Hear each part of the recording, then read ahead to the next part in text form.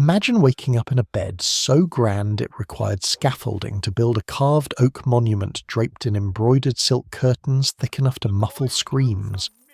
The pre-dawn light barely penetrates the tapestries covering your stone walls, each one depicting some ancestor's glorious victory. But here's the thing nobody mentions in those romantic castle documentaries: the moment your eyes open, you're already in danger. Because you're not just a man waking up, you're a king. And in the medieval world, a king is less a person and more a very valuable, very killable piece of property that everyone around you wants to control, replace, or simply eliminate before lunch. Your chamber door is guarded, yes, by men whose loyalty was purchased by your father, sworn to your bloodline, reinforced with oaths before God and 20 witnesses. Romantic right. Except your father is dead. That's why you're king. And those guards outside your door. Someone else has been buying them drinks in the barracks, asking about their families, offering to sponsor their sons for better positions. Loyalty in the Middle Ages wasn't a light switch. It was a candle flame flickering in whatever direction the wind of opportunity happened to blow. The guard who would die for you on Monday might hold the door open for your assassins on Tuesday if someone promised to pay off his debts and marry his daughter to a landed knight. So, before you get comfortable, take a moment to like the video and subscribe, but only if you genuinely enjoy what I do here. Drop a comment with where you're watching from and what time it is there. I always love seeing the global community of night owls and insomniacs who found their way to medieval history at 2 a.m. Now dim the lights, maybe turn on a fan for that soft background hum, and let's ease into tonight's journey together. The servant who enters with your morning wine wasn't in your father's service. He's new. Your chamberlain hired him 3 weeks ago, vouched for his character, said he came recommended from a good family. But here's what you don't know and can't know: that good family is related by marriage to your cousin Edward, who believes his claim to the throne is actually stronger than yours because his mother was the elder sister. Medieval succession was never as clean as those neat family trees suggest. Every branch sprouted 20 bitter arguments about primogeniture legitimacy and who Mom really loved best. Your cousin Edward smiles at you during feasts, he laughs at your jokes, he leads the toast to your health and long reign. And he's been paying people in your household for 6 months. The servant pours your wine into a silver cup. Silver was believed to detect poison, it would tarnish or change colour in the presence of certain toxins, or so the theory went. This was medieval science at its finest, completely wrong but confidently applied. Silver does react to sulphur compounds, which meant it might catch some poisons but miss others entirely. Arsenic.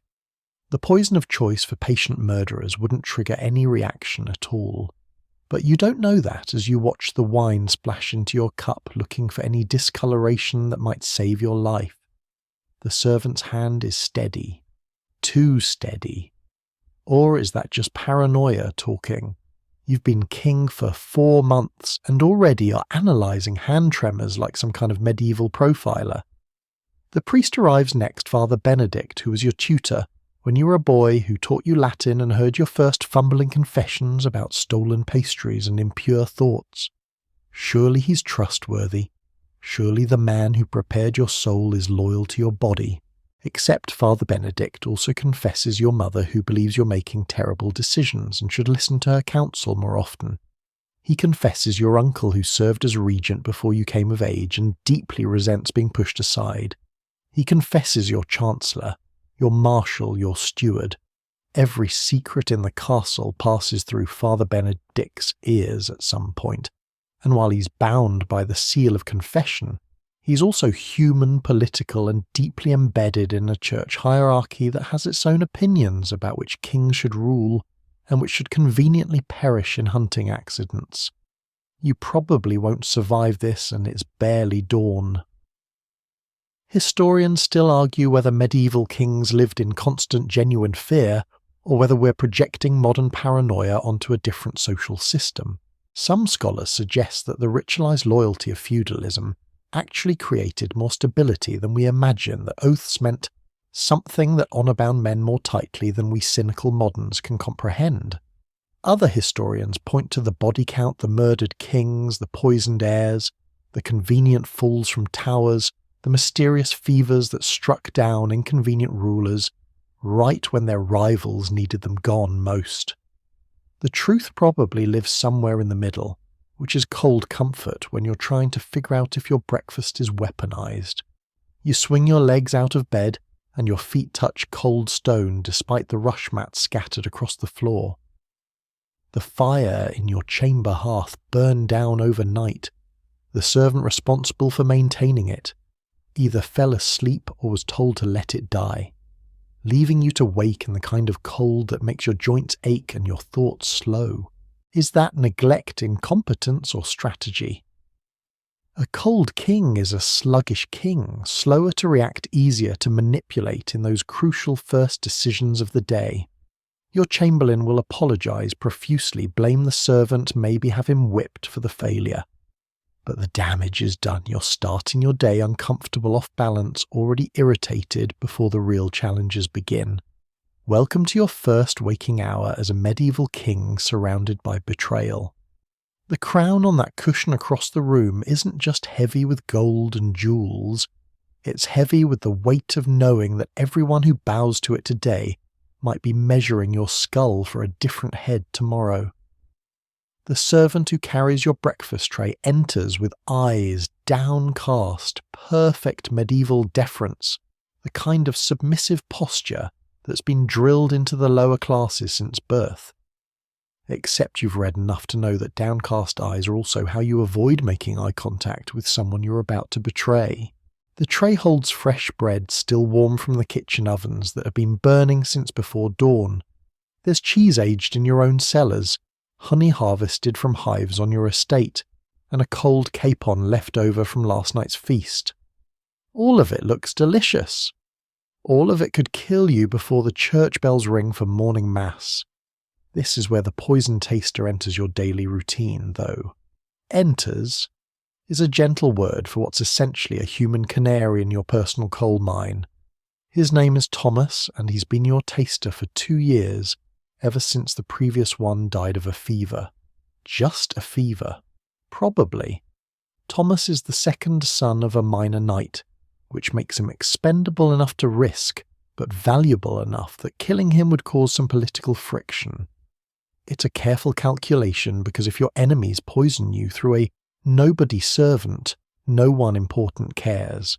But if they have to poison Thomas first, his family might ask questions, demand investigations, cause the kind of fuss that makes conspiracies harder to hide. Medieval politics was all about these layered deterrents making murder so complicated and noisy that sometimes people just gave up and waited for you to die naturally. Thomas takes a piece of the bread, tears it carefully and eats. You watch his throat work as he swallows. Then you wait. This is the part nobody tells you about the waiting. Most poisons don't work instantly like they do in movies. Arsenic takes hours. Some plant-based toxins need 30 minutes to kick in. Even fast-acting poisons might take 10 or 15 minutes to show symptoms. So you stand there watching Thomas, watching for the first sign of distress. A bead of sweat, a tremor in his hands, the slight dilation of pupils that might indicate something is wrong. He seems fine. He takes a bite of cheese. Still fine. A sip of your wine. Still fine. You're still waiting, and your stomach is growling, and the absurdity of it all starts to hit you. You're the richest, most powerful person in the entire kingdom, and you can't eat breakfast until some minor knight's son proves it won't kill you. Here's the dark comedy of medieval food security. Even the taster system wasn't foolproof. A clever poisoner could use a delayed action toxin that wouldn't show effects until hours later, long after you'd eaten your fill, and Thomas had moved on to other duties. By the time Thomas started vomiting blood in the afternoon, you'd already be dead or dying yourself. Some poisons could be applied to only part of the food the piece Thomas didn't sample. Others could be introduced through what we'd now call dose-dependent toxicity, small amounts over time, each individually harmless, but cumulatively lethal. Your taster might survive a dozen poison meals with tiny doses while you eating the bulk of the food, accumulated enough toxin to drop dead at next Sunday's feast. Medieval poisoners were patient artists, and you're their canvas. Historians still argue whether food poisoning was genuinely common among medieval nobility, or whether most suspected poisonings were actually just the results of poor food preservation and rampant bacterial contamination. Food safety wasn't really a thing. Your cold capon has been sitting at the room temperature since last night breeding salmonella, like it's training for the Olympics. That honey might contain botulism spores. The wine could be developing some exciting mold cultures. But here's the thing when your king paranoia and prudence look identical. Was the last king killed by his brother's poison or by undercooked pork? Does it matter when you're the next one on the throne? You treat every meal like it's potentially weaponized because the alternative is trusting people who have every reason to want you dead. Thomas finishes, his sampling nods to indicate everything seems safe, and steps back. You finally sit down to eat, but the bread tastes like anxiety, and the cheese has a distinct flavour of existential dread. Every bite requires a small act of faith that Thomas actually sampled from the right parts of the food, faith that the poison wasn't designed to bypass your taster system, faith that today isn't the day your cousin Edward decided to make his move. You eat quickly, not because you're particularly hungry, but because sitting here visible and vulnerable, while consuming potentially lethal substances, feels like tempting fate. The faster you finish, the faster you can move on to the next dangerous part of your day. Your cupbearer approaches with more wine, a different servant, a different potential threat. The medieval royal household was this baroque hierarchy of specialized servants, each one handling a specific aspect of your daily routine, and each one representing a potential vulnerability. Your cupbearer has access to your wine supply, knows your drinking habits, could easily doctor a specific cup meant for your lips alone. His family has served yours for 3 generations, which sounds reassuring until you remember that your father executed his uncle for embezzlement 15 years ago. That kind of grudge doesn't evaporate just because you smile at each other during official ceremonies. You've offered him gifts, increased his wages, knighted his brother, all the things a good king does to secure loyalty. But is it enough? Is it ever enough when balanced against years of simmering resentment? The wine is watered as is proper for morning consumption. Undiluted wine was considered barbaric, the sort of thing only drunkards and Germans did. But the water itself is another vulnerability. Your castle's well is deep and cold, but who monitors it? Who checks to ensure nothing has been dropped into its depths?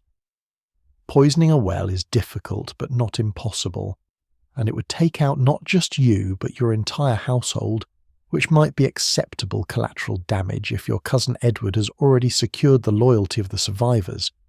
You're thinking like this now, calculating casualties, weighing probabilities, treating every sip of diluted wine like a small gamble with your life. This is what the crown does to your brain, turns breakfast into a strategic operation. Thomas is still standing there, still looking healthy. That's reassuring. Probably, unless the poison takes an hour to work. Unless it was designed to affect only you based on some unique aspect of your body chemistry that medieval poisoners couldn't possibly understand but might accidentally stumble upon. You're spiraling now and you know it, but knowing you're being paranoid doesn't make the danger less real. Because the thing about medieval kingship is that just because you're paranoid doesn't mean they aren't actually trying to kill you. Sometimes they are. Often they are. Your grandfather was poisoned, or so the family story goes. Your great-uncle died under suspicious circumstances. The history of your dynasty is written in convenient accidents and mysterious illnesses that struck at politically opportune moments.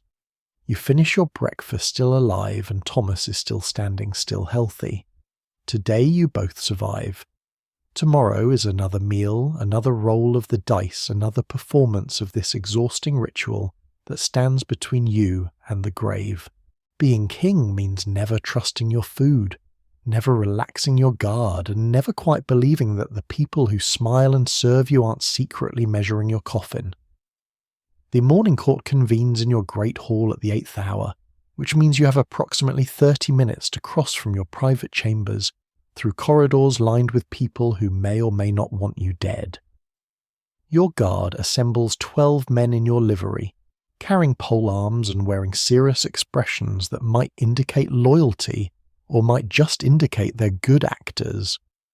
The captain of your guard is Sir William, who fought beside your father at the Battle of Blackford Bridge and took an arrow meant for the old king.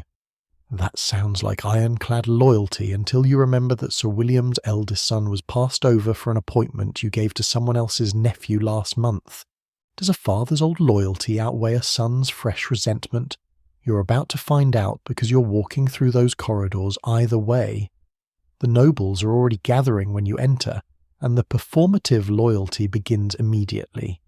They kneel, they bow, they murmur, "Your Grace," and "Long live the King," with voices dripping with sincerity that may or may not be real. Lord Pembroke is there smiling like butter wouldn't melt in his mouth, and you happen to know that his secretary was caught copying documents from your chancery 3 weeks ago. The secretary was punished. Lost a hand screamed quite theatrically during the process, but Lord Pembroke himself claimed ignorance, shocked that his trusted servant would commit such treason. You let it pass because you couldn't prove Pembroke ordered it, and because executing a powerful earl without absolute proof would turn his allies against you.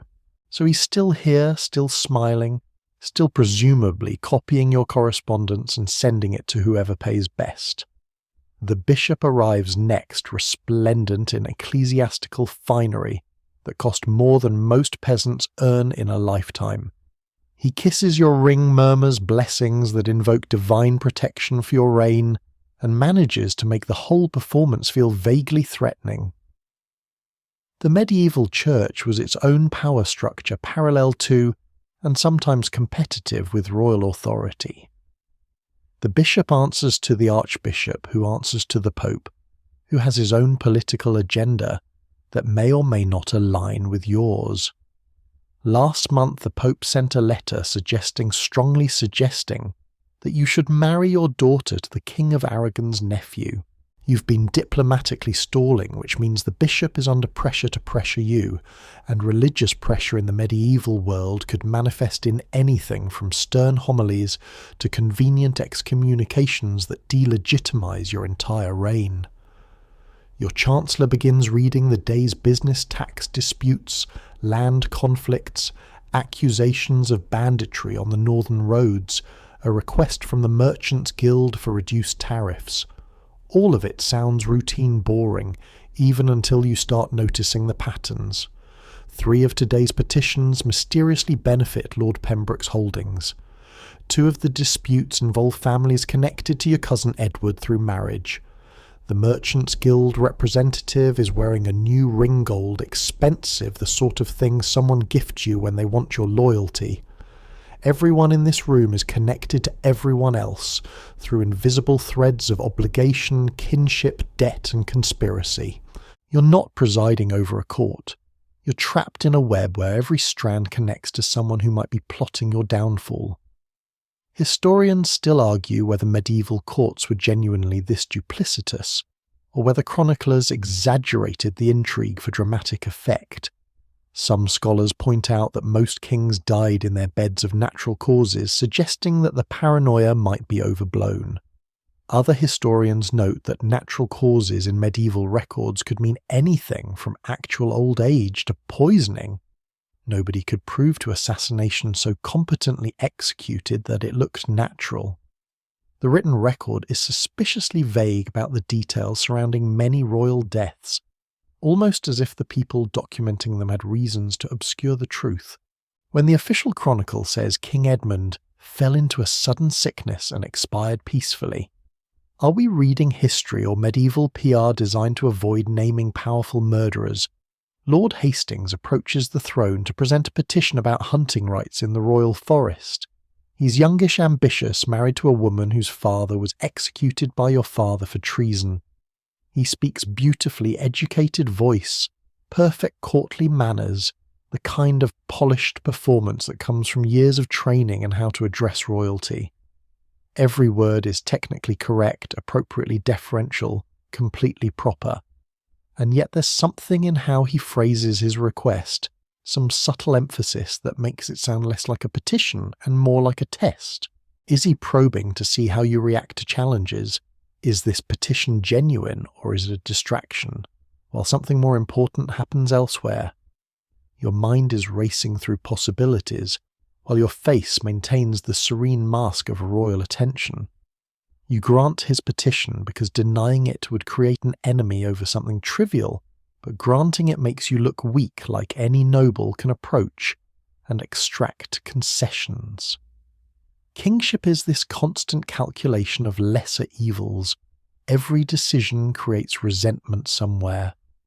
Grant hunting rights to Hastings and Lord Pembroke will notice that his similar petition last month was denied. Deny Hastings and his wife's family adds another grudge to their collection. There's no winning move, only moves that minimise the immediate damage while hopefully not setting up worse problems later. Medieval governance was essentially playing chess while blindfolded against multiple opponents who could see the board perfectly and were possibly coordinating their moves against you. The morning wears on, more petitions, more smiling faces, more perfectly calibrated performances of loyalty from people whose letters to your rivals you'd love to intercept and read. Your cousin Edward hasn't even attended this morning, sent his apologies claimed illness, which could mean he's genuinely sick or could mean he's meeting with other nobles at his estate building the coalition that will eventually challenge your throne. You can't investigate too obviously without looking paranoid and weak. But you can't ignore it without potentially missing the conspiracy forming right under your nose. So you smile, you grant petitions, you make pronouncements that sound kingly and decisive, and internally you're keeping track of who attended, who didn't, who looked at whom during which discussions, who shifted uncomfortably when certain topics arose. There's a delicious irony here. The more powerful you are, the more isolated you become. As king, you can't have friends, only allies, servants, and potential enemies in disguise. That childhood companion who used to steal apples with you. Now he's lord something or other with estates and ambitions and children who need advantageous marriages. He can't just be your friend anymore. There's too much at stake. Every interaction is political. Every conversation is scrutinized. You can't trust anyone's affection because you'll never know if they love you or love what you can give them. The crown turns you into this lonely figure surrounded by crowds performing royalty for an audience that's performing loyalty back at you, and nobody can ever drop the act long enough to have a genuine human moment. The court session ends after 3 hours. You've made a dozen decisions, granted 7 petitions, denied 3 and postponed 4 for further investigation. Your back hurts from sitting on the throne, which is uncomfortable by design, all hard wood and rigid posture because a king must never slouch. Your head aches from the concentration required to pass every word for hidden meanings, and you've survived another morning without anyone openly challenging your authority, which counts as a successful day in medieval kingship. The nobles depart bowing as they back away from your presence, still performing that elaborate choreography of respect that might or might not reflect their true intentions. Sir William escorts you back to your chambers and you notice he's limping slightly. Old war wound acting up, or an excuse to position himself at a specific angle. You're thinking like this now. Constantly analysing everything, trusting nothing. And the exhausting part is you're probably right to do so, because somewhere in that crowd of smiling, bowing, perfectly courteous nobles is the person who's planning your death. Maybe several people. Maybe most of them coordinating through secret letters and midnight meetings while maintaining their public masks of loyalty. Welcome to medieval governance, where every morning is a performance, every smile is suspect, and survival depends on your ability to detect treason in the 3-second pause before someone answers your question. Your siblings should be your natural allies, people who share your blood, your childhood memories, your family's triumphs and disasters. They're the ones who grew up in the same nursery, learned from the same tutors, survived the same brutal father and cold stone hallways of your youth. Except here's the problem in medieval succession. Your siblings aren't your safety net. They're your most dangerous rivals because they have exactly what every other ambitious noble lacks: a legitimate competing claim to your throne. Your brother Richard didn't stop being in the line of succession just because you got crowned first. He's one accident, one illness, one assassin's blade away from being king himself, and pretending that possibility hasn't occurred to him would be dangerously naive. Richard was always the charming one the sibling people genuinely liked while you were being groomed for duty and responsibility. He tells better jokes, drinks more enthusiastically, fights more recklessly in tournaments, where common knights love him for not acting superior, despite his royal blood. He's popular in ways you can never be, because being king means being distant, being formal, being the person who makes hard decisions that leave someone unhappy. Richard gets to be fun, you get to be obeyed, and there's a growing faction of nobles who think maybe fun and popular would make a better king than dutiful and distant. Especially if dutiful and distant keeps denying their petitions and raising their taxes to fund a war they don't support. Last month Richard hosted a feast at his estate. Nothing unusual there. Younger sons of kings maintain their own households. It's perfectly normal. Except the guest list read like a directory of your least loyal barons. Lord Pembroke attended. The Earl of Westford, who's been challenging your authority on trade regulations. Sir Thomas Harcourt, whose lands border your cousin Edward's, and who probably coordinates with Edward more than he admits. They all travelled to Richard's estate, ate his food, drank his wine, and discussed what brotherhood hunting, or whether the kingdom might benefit from a change in leadership. You'll never know, because whatever was said in Richard's Hall stayed in Richard's Hall, protected by the social code that makes openly spying on your own brother look weak and paranoid. Here's what makes sibling rivalry particularly deadly in medieval politics: plausible deniability. If Richard is plotting against you, he can maintain the loving brother act right up until the coup. He can visit your court, embrace you publicly, toast your health at feasts, and meanwhile his agents are working through back channels to secure support for a transition of power. If you accuse him without proof, you look like a tyrant turning on family. If you wait for proof, you might wait until it's too late. Medieval history is littered with kings who trusted their brothers right up until those brothers stopped pretending and started ruling.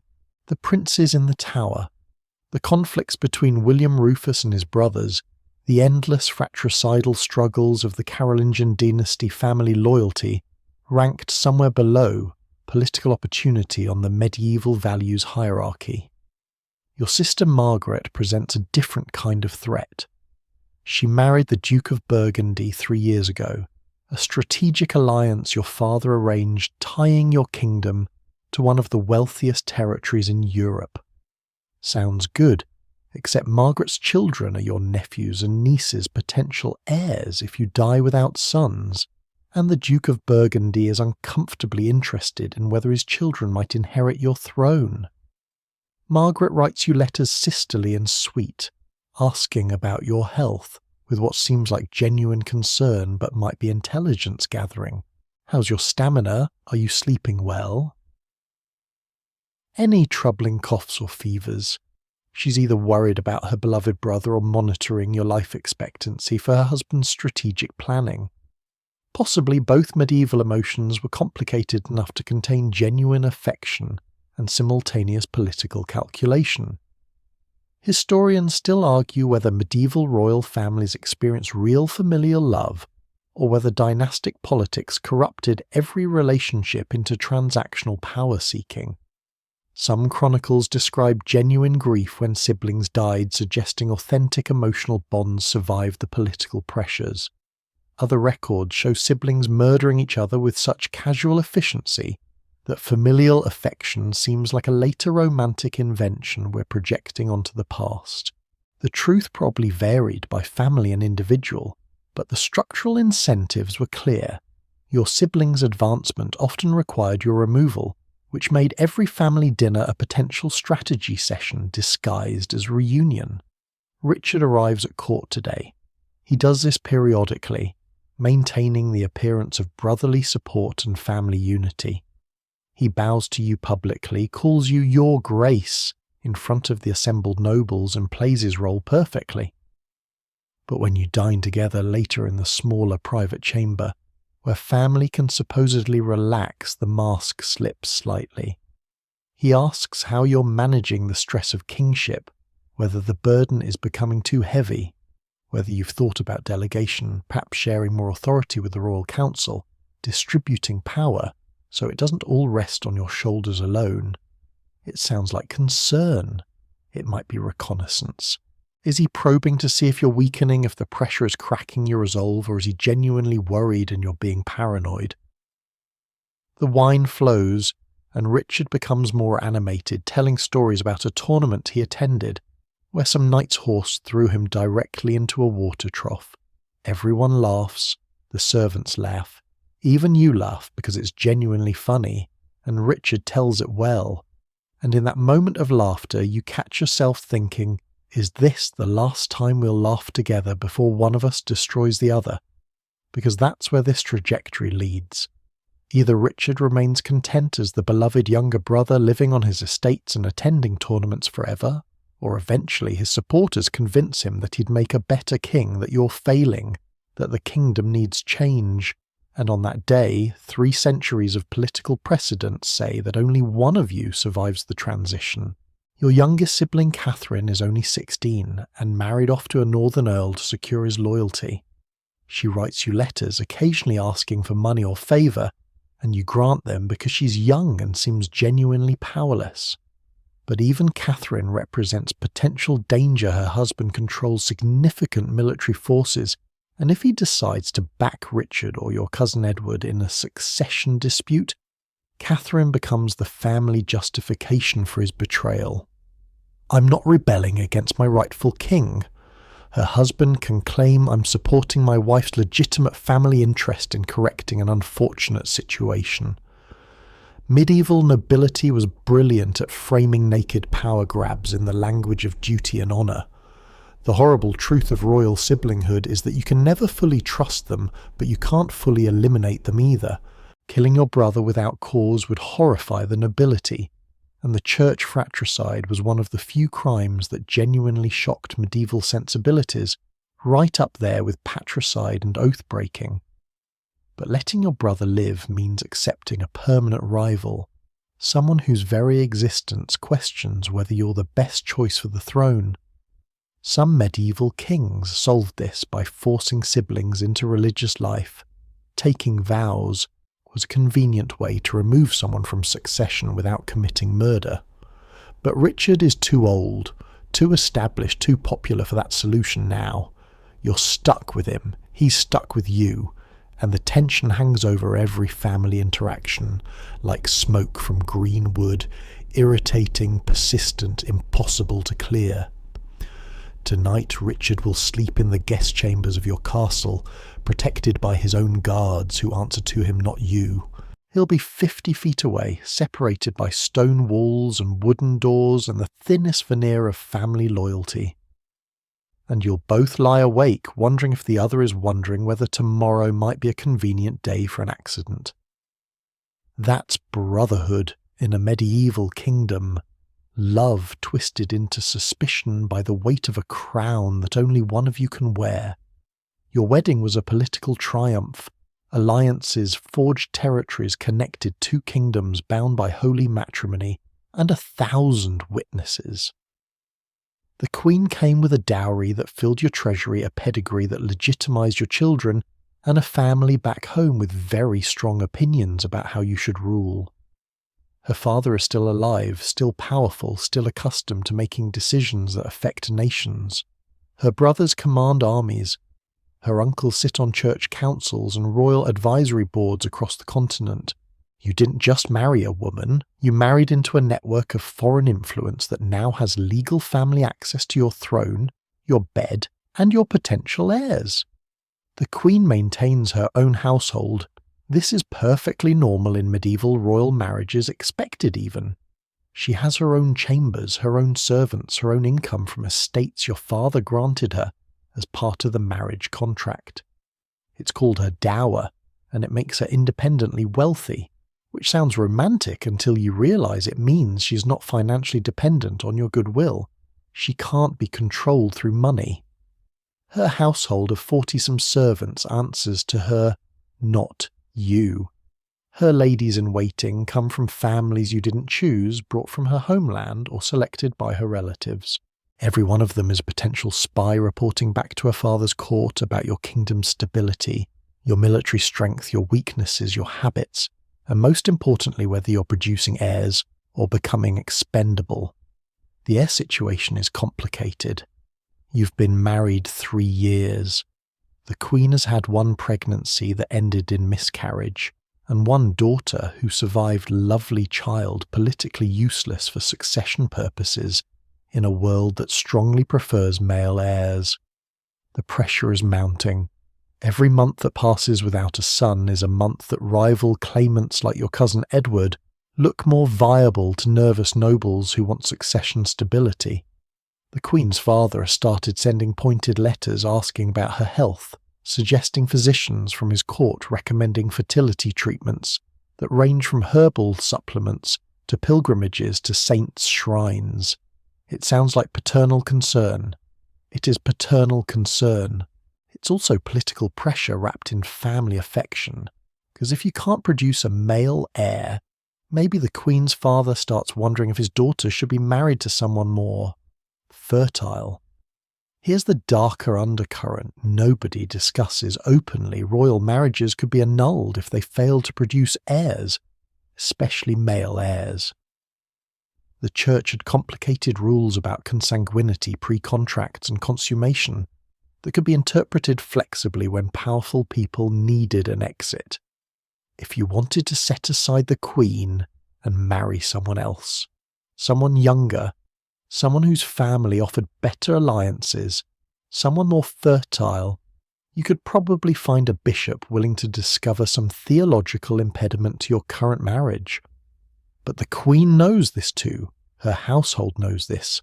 Her father definitely knows this. Which means they're all watching for signs that you're losing patience consulting with other families about potential new brides, or worse, already sleeping with someone who might produce the bastard son. You then try to legitimize over the Queen's daughter. The Queen is not stupid. She survived her own family's political educations, learned to read the subtle shifts in power dynamics, understands that her position depends entirely on producing a male heir before you decide she's failed her primary duty. So her household becomes her intelligence operation, her ladies-in-waiting note which noble daughters you look at during feasts. Her servants track whether you're visiting mistresses, not because she cares about marital fidelity in any romantic sense, but because an established mistress with a healthy bastard son represents existential threat to her daughter's inheritance and her own position. Medieval royal marriages weren't about love, they were about dynasty. The Queen's job is to produce heirs and maintain her family's influence over your throne. Your job is to produce heirs and not become so dominated by your father-in-law's faction that you're essentially a puppet king in your own palace. Last month the Queen suggested appointing her brother to command your northern forces, just a suggestion, casually mentioned during dinner, phrased as helpful family assistance. Her brother is competent, well-trained, brings his own troops that would supplement your armies. It sounds reasonable. It is reasonable. It's also how foreign influence converts into foreign control, one appointment at a time. If her brother commands your north, her uncle commands your south. Her cousin becomes your chancellor. Suddenly you're the king in name while her family makes the actual decisions. This is how medieval dynasties got absorbed by their neighbours, not through open conquest, but through marriage, influence, strategic appointments, and the gradual replacement of your loyalists with their relatives. Historians still argue whether medieval royal couples experienced genuine partnership, or whether these marriages were purely transactional arrangements between hostile family factions. Some evidence suggests real affection, developed letters between spouses using endearments, chronicles mentioning grief at a partner's death, wills making generous provisions beyond legal requirements. Other evidence shows couples living essentially separate lives, communicating through intermediaries, maintaining elaborate courtesy in public while conducting parallel power operations in private. Your marriage probably falls somewhere in that spectrum, complicated by the fact that you genuinely might like the Queen as a person, while simultaneously understanding that her family's interests sometimes conflict directly with yours. Tonight the Queen dines in her own chambers. She does this several times a week, hosting her ladies and select nobles who want access to her favour. You're not invited. These aren't secret meetings exactly. Everyone knows they happen. But you don't know what gets discussed. Is she building her own faction, securing supporters who'll protect her daughter's interests if you die suddenly? Is she receiving reports from her father's agents about political developments you haven't heard yet? Is she simply enjoying female company away from the formal rigidity of dining with a king? All of the above. The uncertainty is the point. Her separate household means she has spaces you can't easily monitor, conversations you can't control, autonomy that makes her simultaneously partner and potential rival. Your daughter, the princess, is being raised primarily in the Queen's household, educated by tutors, the Queen selected, surrounded by servants loyal to the Queen's family. This is normal. This is how royal daughters are raised. But it also means your child's earliest influences come from people whose ultimate loyalty is to a foreign kingdom, who whisper in languages you don't fully understand, who teach her to think of her maternal grandfather as the powerful protector and you as what? The father who might set her mother aside, the king who failed to produce a son and blamed his wife, the monarch whose weakness or cruelty makes regular appearances in the carefully edited stories her nurses tell. The Queen visits your bedchamber tonight. She does this dutifully because producing an heir is her job and yours. The encounter is polite, formal, performed with the kind of choreographed efficiency that comes from 3 years of practice without passion. Servants prepare the room, warm, the bed ensure appropriate privacy. You both understand what's happening and why. Historians delicately refer to this as performing marital duties, which is accurate and bloodless language for what amounts to political reproduction under observation. The servants will note tomorrow whether you seemed vigorous, whether the Queen seemed receptive, whether the timing aligns with her monthly cycles for optimal conception chances. Nothing is private. Everything is documented. Even your intimacy is state business.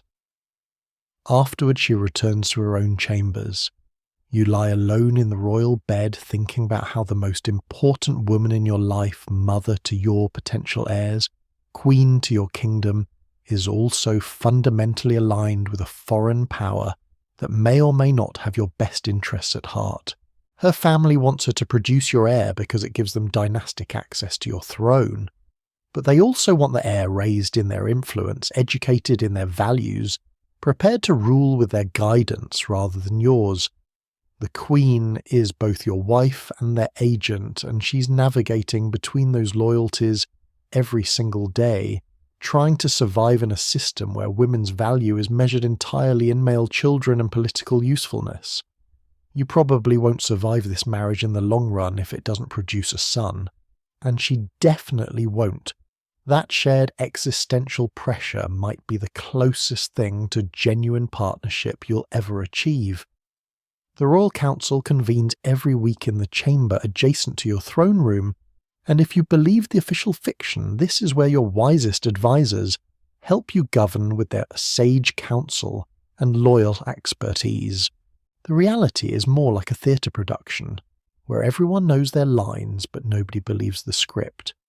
12 men sit around that oak table, your chancellor, your treasurer, your marshal, your justiciar, various lords whose titles grant them council seats, and the bishop who's theoretically there to provide moral guidance, but mostly provides ecclesiastical pressure. They debate taxes, discuss military deployments, argue about treaty negotiations, and beneath every word is a subtext of factional manoeuvring that you're expected to navigate while pretending not to notice. Your Chancellor is Lord Edmund Blackwood, appointed by your father 3 months before the old king died. Edmund is brilliant educated at the university, fluent in 5 languages, capable of drafting diplomatic correspondence that says one thing on the surface while meaning something entirely different to anyone who understands the coded language of medieval statecraft. He's also ambitious, independently wealthy, through his family's estates, and deeply connected to the reform faction that thinks royal power should be checked by noble councils, rather than exercised absolutely. Every time you make a decision, Edmund finds a way to suggest that perhaps the council should deliberate further, that perhaps more consultation is needed, that perhaps a wiser course would be to distribute this authority more broadly. He's not openly challenging you. He's just slowly, persistently, bureaucratically transferring power from your hands to the collective hands of the council he essentially controls through parliamentary procedure and superior preparation. The Treasurer Sir William Hargrove controls your money, or rather reports on money you theoretically control but can't actually access without his signature and approval. Medieval royal finances were this bizarre shell game where the king owned everything in theory, but couldn't touch most of it in practice, without navigating through layers of customary rights, chartered privileges, and administrative gatekeeping. You want to raise an army. The Treasurer explains why the funds aren't available. Taxes came in lower than expected. Certain estates haven't paid their feudal dues.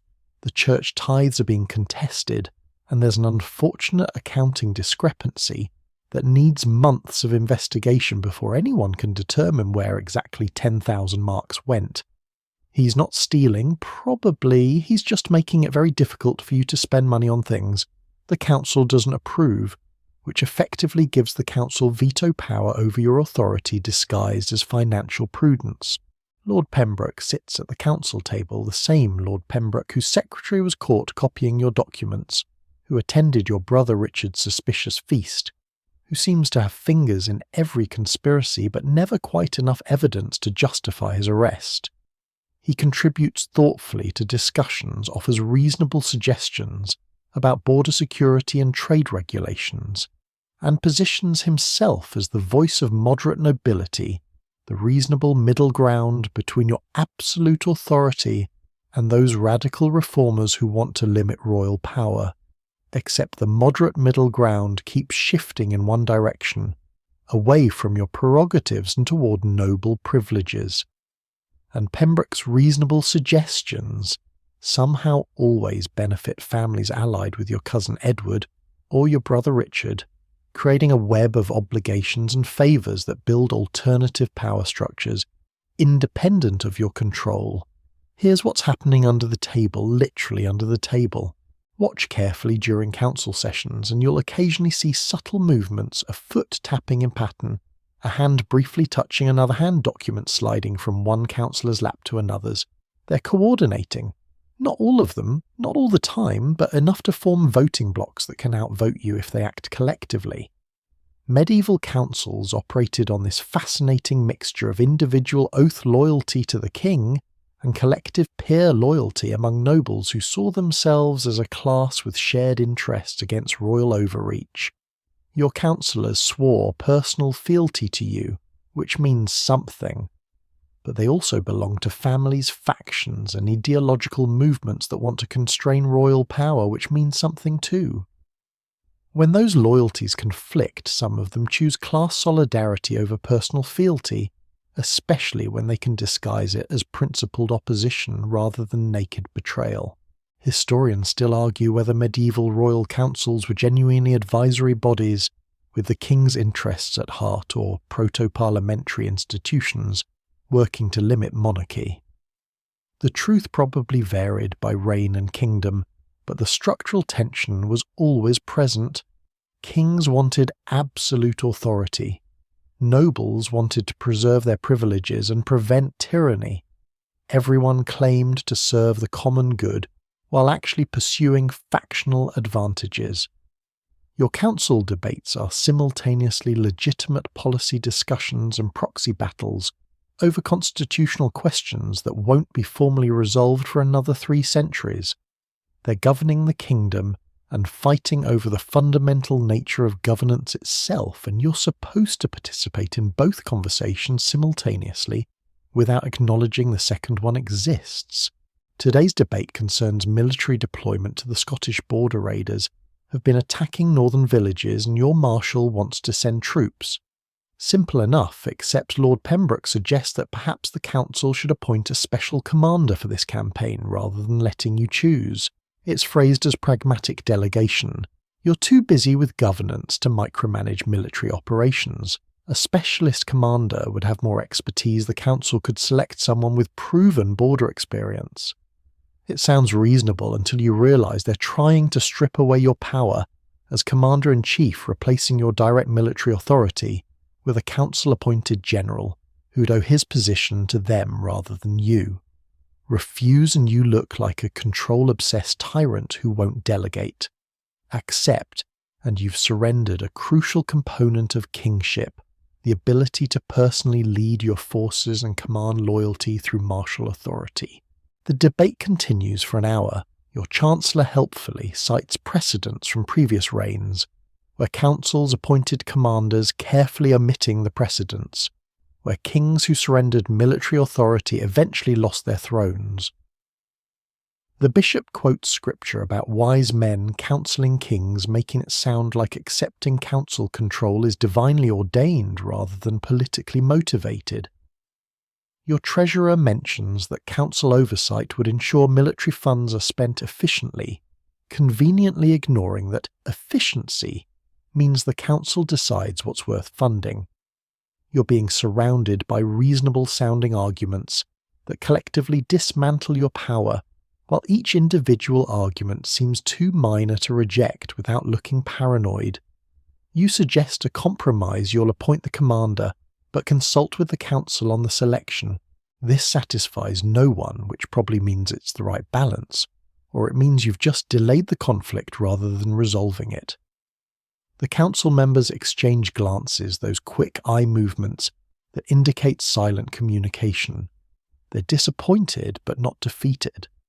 They'll bring this up again next week or next month, slightly rephrased, wearing you down through persistent bureaucratic pressure until eventually you either surrender the authority or spend so much political capital defending it that you're weakened in other areas.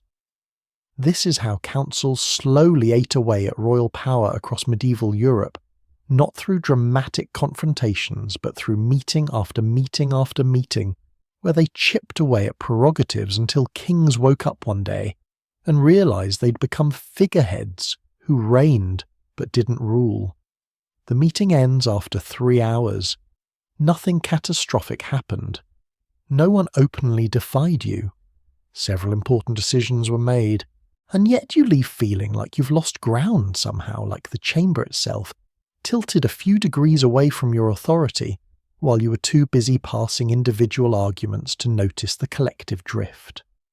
Your councillors bow respectfully as they depart, and you wonder which of them lingered to coordinate their next move, which documents they'll exchange in the corridor, which letters they'll send tonight to allies outside the capital, reporting on your weaknesses and planning. The next incremental seizure of royal power disguised as good governance. Welcome to medieval bureaucracy. where your own advisory council is simultaneously helping you govern and slowly, methodically, politely dismantling your ability to govern independently. They're not plotting your death that's crude.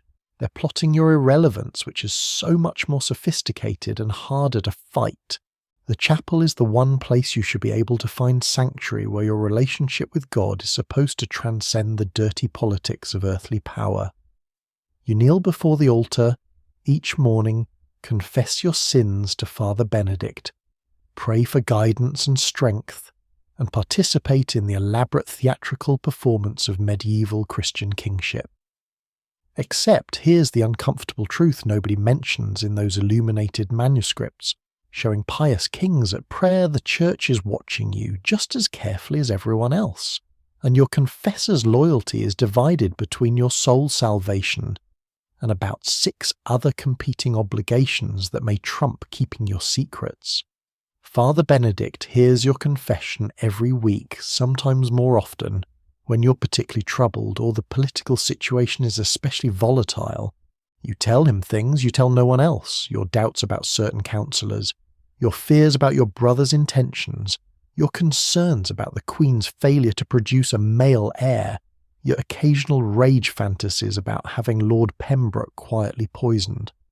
These are privileged communications protected by the seal of confession, absolutely sacred under church law. A priest who violates confession can be excommunicated, damned for eternity, cast out from the body of Christ. It's the most serious prohibition in the medieval clerical world, and yet Father Benedict also confesses your mother who desperately wants to influence your policies. He confesses your chancellor who leads the faction trying to limit your power. He confesses the bishop who serves the archbishop who serves the pope, who has his own political agenda that sometimes conflicts with yours. The seal of confession means Father Benedict can't directly tell your mother what you confessed, but he can ask you leading questions during your next confession questions that reveal he knows things he shouldn't know unless someone told him. He can offer spiritual advice that strangely aligns with your chancellor's political positions. He can suggest penance that involves consulting with certain advisors or making certain decisions that benefit the faction trying to constrain you. The seal of confession doesn't prevent all information flow, it just makes it indirect, deniable, filtered through the language of spiritual guidance rather than openly discussed as political intelligence. You confess your doubts about your brother Richard's loyalty, and 3 days later your mother corners you at dinner suggesting you should bring Richard more fully into your government, give him more responsibility and authority, which is exactly what someone who knows about your suspicions might suggest, to neutralize them by forcing you into closer cooperation. The bishop presides over your kingdom's ecclesiastical hierarchy, which makes him simultaneously your subject and your superior in spiritual matters. You can't simply command him the way you command secular nobles he answers to the archbishop, to church councils, to Rome itself. When the Pope wants something from you, it comes through the bishop wrapped in theological language about your immortal soul. Last month the Pope wanted you to support his Italian political schemes, and the bishop preached a sermon about how kings who ignore the Holy Father's counsel risk damnation. Just a sermon, just spiritual teaching, not political pressure at all, except every noble in the chapel heard it, and now supporting the Pope's Italian adventures looks like a religious obligation rather than a strategic choice you could decline. The Church converts politics into morality, making resistance to its agenda look like resistance to God himself. Your donations to the Church are theoretically voluntary expressions of piety. In practice, they're mandatory payments for political support disguised as spiritual transactions. You fund the cathedral's expansion, because the bishop asks, and the bishop asks because refusing looks impious, and creates an enemy with direct access to spiritual authority over your subjects. You endow monasteries because abbots have libraries, literacy, administrative skills, and networks of contacts across Europe that make them useful intelligence sources, but also because refusing makes you look like you're hostile to the Church, which in the medieval worldview is only slightly better than being openly satanic. Every gift to the church is simultaneously genuine religious devotion and political protection money, and you can never quite tell which motivation is driving any particular donation. Historians still argue whether medieval Christianity was genuinely believed or cynically manipulated by political actors who use religious language to mask power struggles. The evidence suggests both people seem to have been genuinely devout while also perfectly comfortable weaponizing that devotion for political advantage. Your confessor probably genuinely cares about your soul and genuinely reports useful information to people who pressure him for it. The bishop probably sincerely believes in the Pope's spiritual authority and sincerely uses that authority to extract political concessions from you. Medieval people were entirely capable of holding multiple motivations simultaneously without experiencing cognitive dissonance we moderns would find intolerable. The chapel itself is architecturally designed to remind you that you're subordinate to higher authority. You kneel before the altar beneath soaring arches that draw the eye upward toward heaven, surrounded by imagery of judgment and divine kingship that makes your earthly crown look trivial by comparison. Saints stare down from frescoes and stained glass martyrs who died rather than compromise their principles. Pointed reminders about the virtue of submission to God's will as interpreted by God's representatives on earth, who happen to have political opinions about how you should rule. Every aspect of the space is designed to make you feel small, temporary judged subordinate. It's beautiful, it's transcendent, it's also psychological manipulation on an architectural scale. You're praying now, genuinely praying, asking God for wisdom to navigate the impossible situation you're trapped in. And Father Benedict is kneeling nearby also praying or listening to your prayers, or mentally composing how he'll describe this scene to your mother, who'll ask him later whether you seem troubled during your devotions. The privacy you think you have doesn't exist. The sanctuary you're seeking is compromised. Even your relationship with the divine has to root through human intermediaries who have earthly loyalties and earthly ambitions. The bishop approaches after Mass to discuss church appointments. Several monasteries need new abbots, and he has suggestions, all of whom happen to come from families allied with the faction trying to limit your power. You could refuse and appoint your own candidates, but that creates conflict with the church hierarchy. And medieval kings who fought their bishops tended to end up excommunicated, delegitimized and vulnerable to rebellions blessed by religious authority. Henry II's conflict with Thomas Becket ended with the archbishop murdered, and the king doing public penance humiliated before his entire kingdom. The Pope can release your subjects from their oaths of loyalty if you become sufficiently problematic. Excommunication isn't just spiritual punishment, it's political catastrophe that breaks the divine sanction making your rule legitimate. So you nod thoughtfully at the bishop's suggestions, say you'll consider his candidates and add church appointments to the list of things you technically control but actually can't decide without negotiating through layers of ecclesiastical politics. The bishop smiles, blesses you, and departs satisfied that he's managed another small transfer of patronage from royal authority to church influence. You remain kneeling, staring at the altar, wondering if God is watching this performance, or if he's as disgusted by the political manipulation of his worship as you're learning to be. Even here, even in prayer, even in the supposedly sacred relationship between your soul and its creator, you're surrounded by people who are listening, reporting, and working angles. The chapel isn't bugged in any modern sense, but it might as well be. Your spiritual life is just another arena for political maneuvering, and the only prayers that are truly private are the ones you whisper in your own mind, where even Father Benedict can't hear them. Assuming God is still listening. Assuming he hasn't given up on the whole corrupted mess of medieval politics disguised as Christian kingship. Lunchtime arrives with all the ceremony and paranoia of a military operation. You've survived breakfast, navigated morning court, endured your counsel's passive-aggressive power struggles, and maintained your composure through religious services that doubled as political theatre. Now you're hungry, exhausted, and facing another meal that could kill you if you're not sufficiently vigilant. The servants bring covered dishes to your private dining chamber. A capon that was alive this morning, roasted with herbs from your own gardens. There's a meat pie, its crust golden and steaming, filled with venison, your huntsman killed 2 days ago in the royal forest. Fresh bred butter cheese wine from barrels you personally inspected last month. Everything sourced from your own estates, prepared by your own staff, tasted by your own taster. And still you're not entirely sure you'll survive the meal.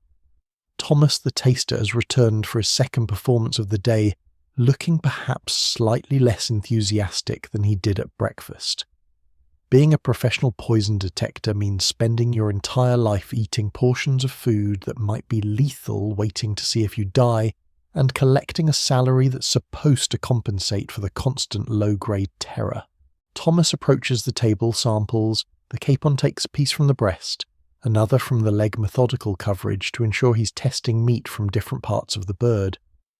Medieval poisoners were clever enough to inject toxins into specific sections, leaving other parts safe gambling that the taster's random sampling might miss the deadly portion. So Thomas has protocols developed through years of surviving this job, and you watch him work with professional efficiency that's simultaneously reassuring and terrifying. The wine presents special challenges. Poisoning wine is almost too easy. Liquid, medium-strong flavour to mask chemical tastes, and the medieval love for heavily spiced wines meant unusual flavours didn't automatically trigger suspicion. Plus there's the beautiful irony that wine was often safer than water in medieval contexts, which meant people drank it constantly, making it the perfect delivery vehicle for patient poisoners willing to use cumulative toxins that took weeks to kill. Thomas sips from your cup, holds the wine in his mouth, briefly swallows. You both wait. 30 seconds. A minute. He shows no distress. You drink. Here's what makes lunchtime poisoning particularly insidious. You're more relaxed at lunch than at breakfast. The morning's formalities are behind you. You're in private chambers, not the public dining hall. Your guard is down fractionally, and fractional vulnerabilities are all skilled assassins need. The cook who prepared this meal has worked in your kitchens for 5 years, long enough to be trusted, long enough to have accumulated debts or grievances that your enemies might exploit. His daughter needs a dowry. Your cousin Edward offers to provide one with just this one small favour: attach, slip something extra into the king's lunch. On Thursday, claim it was a kitchen accident if questioned. Collect enough money to set your daughter up for life. How many fathers could resist that offer when weighed against loyalty to an employer who's never personally noticed their existence? Medieval arsenic was the poison of choice for sophisticated operators because it was relatively available, appeared in multiple forms, and caused symptoms that mimicked natural diseases. Small doses produced vomiting and diarrhea that looked like food poisoning or fever. Larger doses caused more dramatic symptoms, but administered gradually over weeks or months, arsenic could kill you while physicians diagnosed a wasting disease or consumption. The beauty of it from a poisoner's perspective is that medieval medicine was useless for detecting it. Physicians would prescribe their own treatments, bloodletting herbal remedies, prayer, which did nothing for arsenic poisoning and possibly made it worse. You'd die slowly, everyone would blame the mysterious illness, and your poisoner would never face consequences because nobody could prove anything beyond reasonable doubt. Your huntsman delivered this venison personally, field-dressed the kill, transported it to your kitchens under supervision. That should make it safe. Except the venison hung in your larder for 2 days, accessible to anyone with kitchen privileges. It sat on a table while being butchered, seasoned, prepared. Dozens of people had physical access during that time: scullery maids, assistant cooks. The servant who brings firewood, the boy who cleans cooking implements. Any one of them could have touched the meat with contaminated hands or tools. Any one of them might be your cousin's agent, your brother's spy, or just someone with a personal grudge who got offered the right incentive to transform their workplace into your death scene. You're eating now because not eating signals weakness or fear, and a king can't afford to look afraid of his own food. The capon is delicious, your cook genuinely is skilled, and your household genuinely does source quality ingredients. The meat pie is rich and savoury, filled with properly cooked venison and spices that cost more than most peasants earn in a year. Every bite is simultaneously enjoyable and anxiety-inducing. You're trying to appreciate the meal while monitoring Thomas for symptoms, watching the servants for suspicious behaviour, and maintaining the regal composure expected of a king who definitely isn't internally panicking about whether this lunch is weaponised.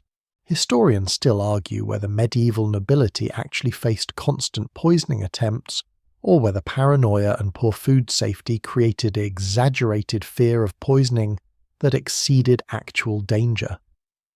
Contemporary chronicles mention poisoning frequently, but medieval chroniclers also believed in astrology, spontaneous generation, and that eating swan made you more graceful. The medical evidence is ambiguous. Bodies don't preserve well enough over centuries to test for toxins, and medieval physicians couldn't reliably diagnose poisoning anyway. Maybe you're being paranoid. Maybe the real danger is salmonella from that capon, and you're so focused on exotic assassination attempts that you're ignoring the basic biological threats that killed more medieval people than political plots ever did. But then you remember King John, who died after eating peaches and ale. Maybe dysentery, maybe poison historians still debate. You remember the Duke of Clarence, who supposedly drowned in a barrel of wine, which sounds ridiculous, until you consider it might have been murder disguised as drunken accident. You remember half a dozen suspicious deaths among your own extended family, convenient illnesses that struck at politically opportune moments, mysterious fevers that eliminated rival claimants right when their claims were gaining traction. The body count suggests paranoia is appropriate, even if you can't prove any specific poisoning actually occurred. Thomas remained standing still healthy 30 minutes after sampling your lunch. That's a good sign, probably, unless the poison is slow-acting, unless it requires multiple doses to become lethal, and this is just one more increment in your gradual assassination. Unless today's meal is clean, but tomorrow's won't be, and they're keeping you off balance through random patterns that prevent you from identifying the source. Poisoning paranoia is its own special hell, because you can never definitively prove safety. You can only prove danger after it's too late. You finish lunch still alive, aware that you'll repeat this entire performance at dinner in a few hours. 3 meals a day, each one a potential death trap, each one requiring vigilance that exhausts you mentally even when the physical danger doesn't materialize. This is medieval kingship's daily grind, not the dramatic sword fights and battlefield heroics that fill the chronicle histories, but the tedious, grinding paranoia of wondering whether your next bite is your last. Welcome to royal dining, where every meal is Russian roulette with better table manners. Your chamberlain knows everything. He dresses you each morning, starting with the linen undergarments you sleep in, and progressing through the elaborate layers of medieval royal fashion until you're properly attired to be king. He sees the scars on your body from childhood accidents and recent wounds. He knows exactly how much weight you've lost or gained because the fit of your clothing tells him. He hears you talking in your sleep. Everyone talks in their sleep occasionally, and some of those nocturnal mumblings reveal fears, desires, or secrets you'd never consciously voice. He knows when your mistress leaves your chambers because he's stationed outside the door. He knows which mornings you wake with headaches, which nights you barely slept, which days you're functioning on pure willpower and royal stubbornness. Your chamberlain has access to your most vulnerable moments, and that makes him either your most valuable ally or your most dangerous liability. His name is Geoffrey, and he's served your family since before you were born, started as a junior servant in your father's household, worked his way up through competence and discretion to achieve the privileged position of Royal Chamberlain. That decades-long service should guarantee loyalty. Your father trusted him absolutely. But your father is dead, you're not your father, and Geoffrey has children of his own who need positions, advancement, security. Your cousin Edward could offer Geoffrey's son a knighthood. Your brother Richard could promise Geoffrey's daughter a marriage to a wealthy merchant's son. The people plotting against you have access to the same incentives you do, and they can offer them to Geoffrey without the complication that accepting benefits from the king's enemies feels like betrayal until it doesn't, until the offers are good enough that loyalty becomes negotiable. Geoffrey knows your schedule better than you do. He knows when you're meeting with counsellors, when you're dining privately, when you're most likely to be alone and vulnerable. If someone wanted to arrange an accident, Geoffrey could tell them exactly when your guard is smallest, which corridors you traverse without heavy escort, which moments you're predictable enough to target. He doesn't need to actively participate in your assassination, just fail to vary your routine. Forget to double-check the security arrangements happen to be elsewhere when something goes wrong. Plausible deniability is easy for servants. They're expected to be slightly incompetent occasionally, and the difference between honest mistake and deliberate sabotage is almost impossible to prove. But here's the complicated part: you genuinely like Geoffrey. He's been a constant presence since your childhood, handled your teenage disasters with discretion, helped you through your father's death and the overwhelming transition to kingship. He gives good advice about household management, knows which servants are reliable, and somehow maintains efficiency in a royal household that should collapse under its own bureaucratic weight. When you're exhausted and overwhelmed, Geoffrey appears with wine and quietly sensible suggestions about which meetings could be postponed. He's competent, professional, and kind in the small ways that matter when you're drowning in ceremonial obligations and political threats. Trusting him makes your life measurably better, which means if he's compromised, the betrayal will hurt worse than losing a dozen distant nobles you barely know. Medieval royal households operated on this peculiar intimacy between masters and servants. Your chamberlain sees you in ways your wife doesn't, your counsellors don't, your own siblings don't. He sees you sick, frightened, angry, vulnerable, all the moments when the royal mask slips, and you're just a human trying to survive impossible circumstances.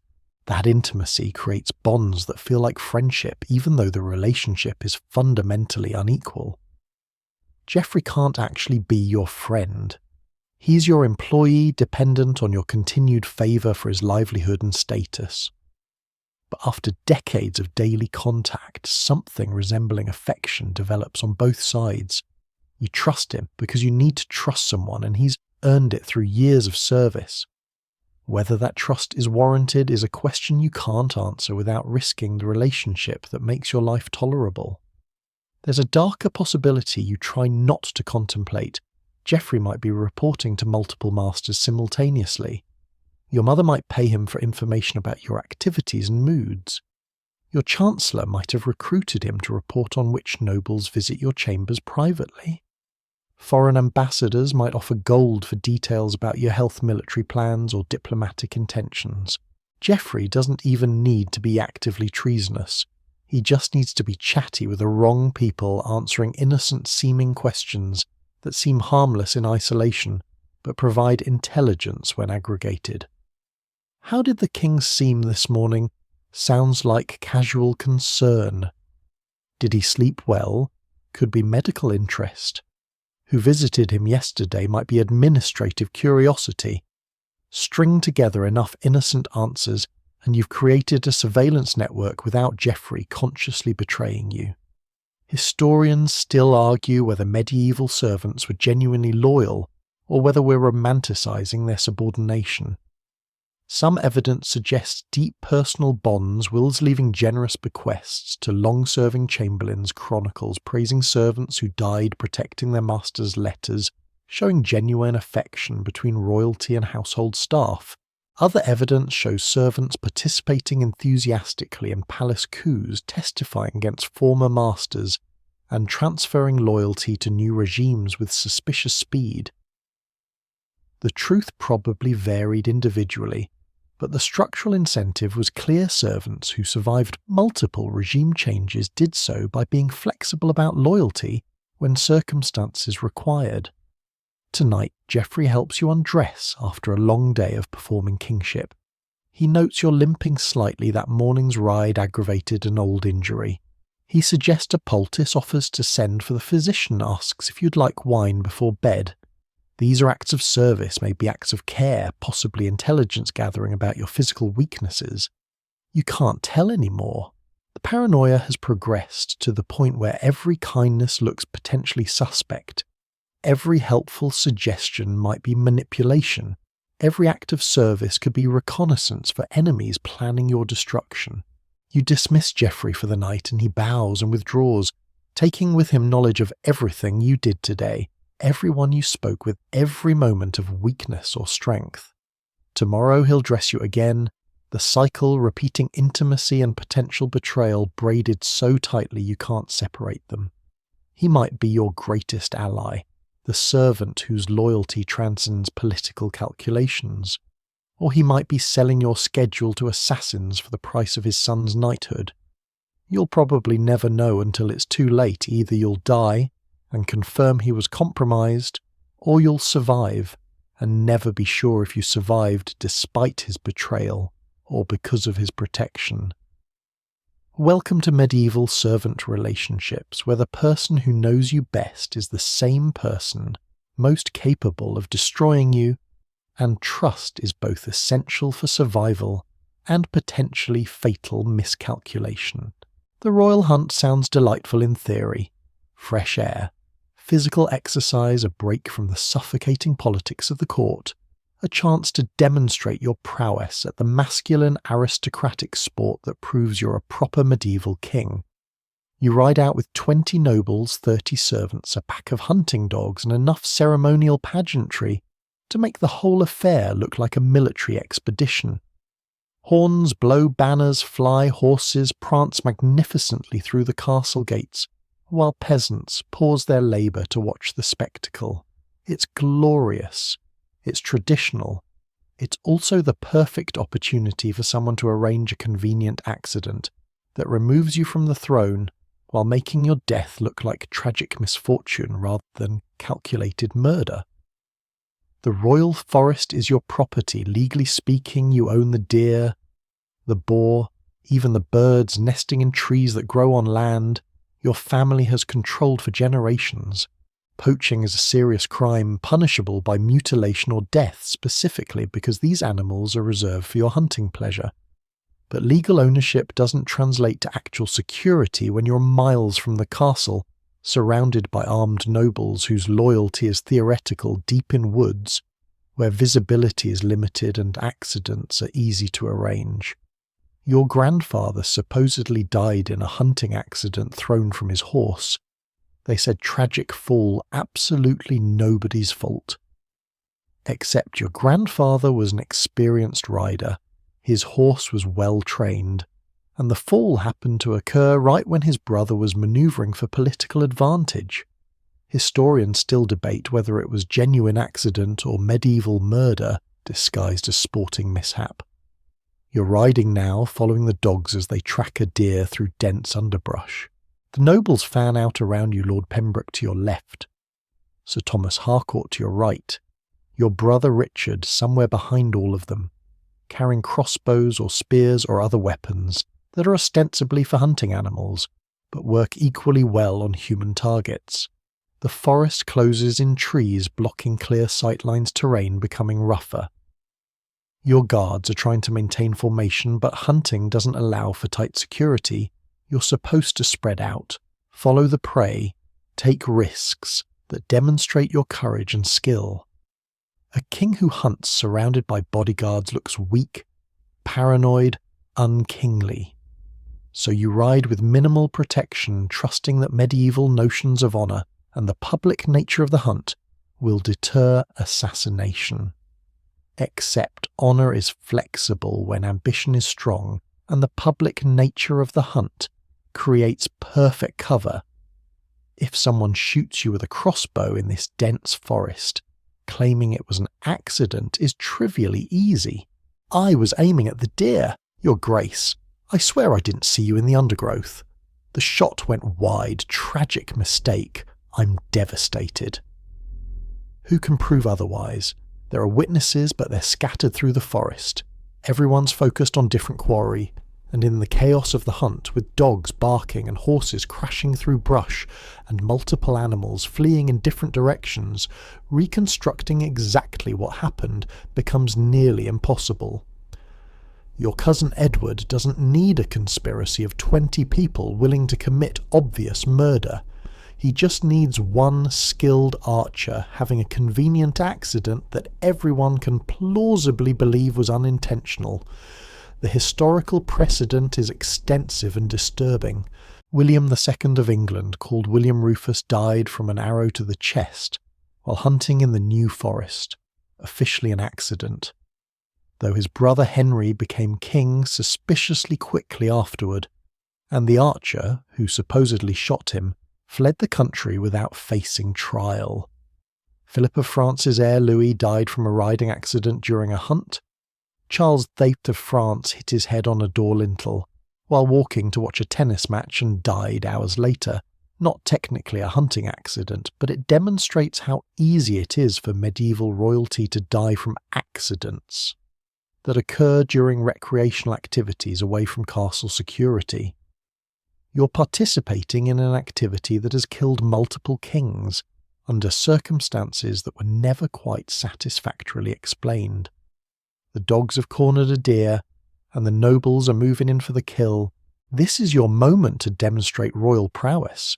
You're expected to make the final strike. Claim the trophy show that you're not just a political figurehead, but a warrior king capable of bringing down dangerous game. You dismount, approach with your spear, and suddenly you're extremely vulnerable. You're on foot, focused on the deer, surrounded by armed men, your attention divided between maintaining regal composure and actually accomplishing the kill without looking incompetent. Anyone behind you could claim they were repositioning for a better view. Anyone to your side could claim they were moving to assist if the deer charged, and if a weapon accidentally found its way to your back instead of the deer, tragic chaos of the hunt. These things happen. Absolutely nobody meant for this to occur. You make the kill cleanly, the deer goes down with your spear through its heart, and the nobles cheer appreciatively. You've survived another moment of vulnerability. The servants move in to field dress the animal, and you remount your horse keenly aware that you're exhausted. Your attention is flagging, and exhaustion is when accidents happen. Medieval hunts often lasted all day, pushing participants past the point of alertness into fatigue where reaction slow and judgment suffers. A tired king is an easy target. Your guards are tired too, less vigilant, ready for the hunt to end so everyone can return to the castle for feasting and celebration. This is when someone makes their move not during the heightened alertness of the hunt's beginning, but during the relaxed exhaustion of its conclusion.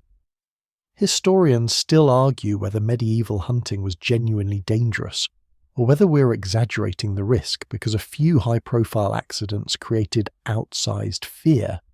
Statistically, more nobles probably died from disease battlefield injuries or childbirth complications than from hunting accidents.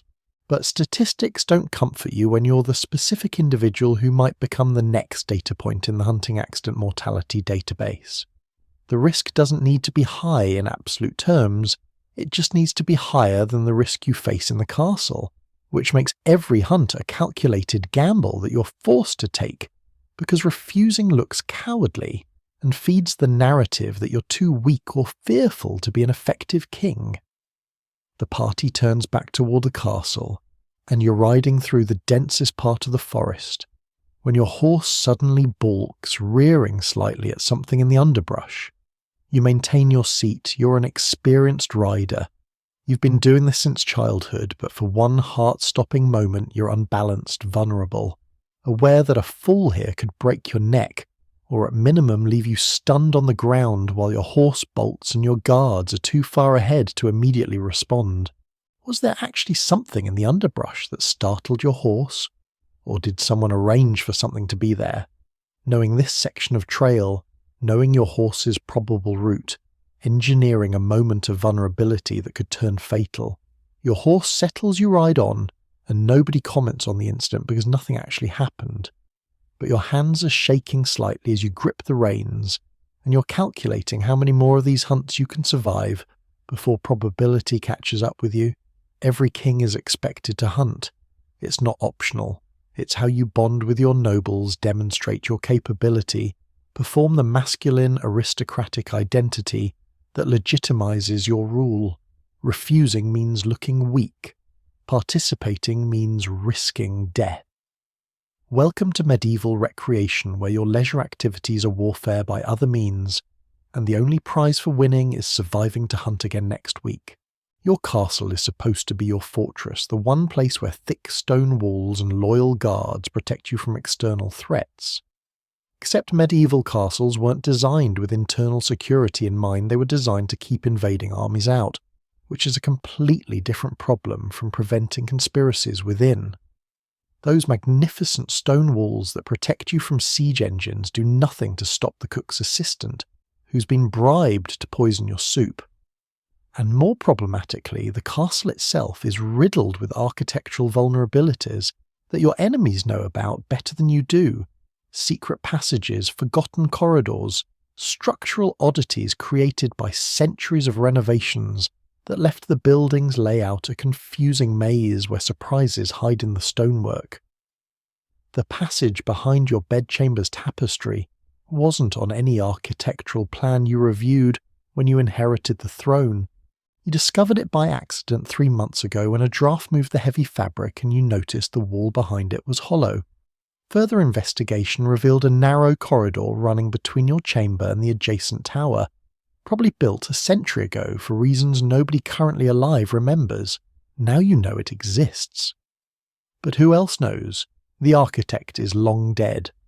But servants who worked here for decades might know. Previous kings might have told confidants. Your father might have used it for assignations with mistresses and told those women who told other people who told their children. Secret passages are only secret until they're not, and medieval castles accumulated these architectural secrets like dust passed down through generations via oral tradition that didn't appear in any official record you can consult. There are passages you definitely don't know about. Castles built over generations developed these organic growth patterns, where new construction connected to old foundations in ways that created accidental spaces, forgotten rooms, corridors that served purposes centuries ago, but are now just empty veins running through the stone. Maintenance workers occasionally discover them while repairing walls. Servants stumble onto them while looking for storage space, and once discovered they become tools for anyone clever enough to exploit them. A rival faction could use forgotten passages to move through the castle without being seen by your guards. Assassins could emerge from behind walls you thought were solid. Your carefully planned security arrangements mean nothing if there are routes around them that you don't know exist. The tower stairs present their own special dangers. Medieval spiral staircases were deliberately designed to advantage defenders. They spiral clockwise going up, which means attackers climbing the stairs have their sword arms hindered by the central column, while defenders coming down have free movement. It's brilliant defensive architecture against external enemies. But that same design means someone above you on the stairs has a significant advantage if they decide to attack.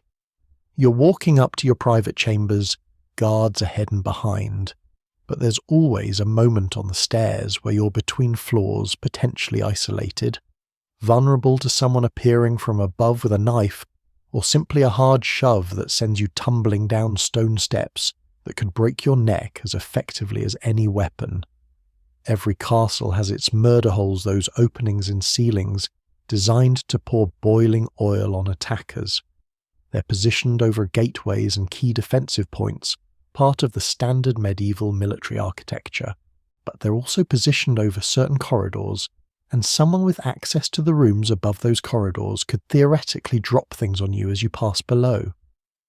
Accidents happen in castles, constantly falling stones from crumbling walls, loose roof tiles in windstorms, workers dropping tools from scaffolding during repairs. Who's to say whether that heavy object that nearly hit you was genuinely an accident or a failed assassination attempt? The architectural ambiguity provides perfect cover for anyone patient enough to wait for you to walk under their position. Your bedchamber itself is an architectural nightmare from a security perspective. Yes, it's on an upper floor accessible via a single main entrance that's guarded. But castles weren't built as single unified structures. They're agglomerations of buildings connected over time, which means your chamber shares walls with other rooms, floors and spaces you don't control. The room above you belongs to your mother's household. The room to your east is guest chambers currently occupied by Lord Pembroke. The room below you is storage. Any of those spaces could provide access if someone was determined enough to breach walls that are thick but not impenetrable. Medieval castles had rats, which meant they had rat holes and gaps in the masonry. Those gaps could be enlarged. Walls could be breached. Stone is solid until it's not, and a patient conspirator with tools and time could create a route into your chamber that bypasses all your security. Historians still argue whether secret passages were genuinely common in medieval castles, or whether romantic fiction has exaggerated their prevalence. Archaeological evidence is ambiguous. Some castles definitely had hidden chambers and passageways, others show no evidence of such features. But the very ambiguity is the problem. You can't definitively prove your castle doesn't have secret passages unless you demolish every wall and inspect every stone, which is both impractical and would destroy the castle you're trying to secure. So you're left with uncertainty, knowing some passages probably exist, not knowing where they are or who knows about them. The castle's garrison is supposed to provide security, but garrison soldiers have their own quarters, their own schedules, their own commander who may or may not be completely loyal to you. They patrol corridors on predictable routes, predictability being necessary for military efficiency, but also creating exploitable patterns. If someone knows the guard change schedule, they know exactly when certain corridors are briefly unpatrolled. If someone has infiltrated the garrison with their own agents, they can ensure guards are conveniently elsewhere when needed. Your security depends on hundreds of people, guards, servants, maintenance workers, all executing their duties properly, and you can't personally supervise all of them simultaneously. The great hall where you dine publicly and hold court has galleries above where minstrels perform and favoured guests sit for better views. Those galleries are elevated positions overlooking the entire hall, including your seat at the high table. Crossbows have range. A skilled archer in the gallery could put a bolt through your chest during a feast before guards could respond. You've tried to secure the gallery's only trusted servants allowed up there during public functions, but trusted is a word that's lost most of its meaning after months of discovering how compromised your household is. The servant controlling gallery access today might be your cousin Edward's agent willing to look the other way when the right person wants access. Every night you sleep in a room surrounded by stone walls that feel protective, until you remember they're also barriers preventing your escape if attackers breach your door. The windows are narrow arrow slits designed for defense, which means you can't quickly exit through them if needed. The door is heavy, securable from inside, but medieval locks weren't sophisticated, and a determined attacker with the right tools could breach it in minutes. Your guards outside provide some protection, assuming they're actually loyal, actually alert, and not the same guards your brother Richard has been befriending in the barracks for the past 6 months. The castle that's supposed to protect you is actually an architectural maze of vulnerabilities, and you're trapped inside it trying to sleep while wondering, Which wall might have a passage behind it? Which ceiling might drop something lethal? Which loyal servant might know routes through the stonework that bypass all your security? Medieval fortification was brilliant against external enemies. Against internal betrayal, it just created an expensive prison where you're locked in with your potential murderers. Your son is 8 years old, healthy, bright, and being carefully educated to someday rule the kingdom after you die peacefully of old age in a distant future. That's the plan anyway. Except your son is also watching you rule right now, learning from tutors you didn't personally select, because they were appointed by the council, and being subtly taught that kingship might be something he's ready for sooner than that distant peaceful transition you're imagining. The medieval world has a long uncomfortable history of heirs who got impatient, and impatient heirs tend to have supporters encouraging that impatience for their own purposes.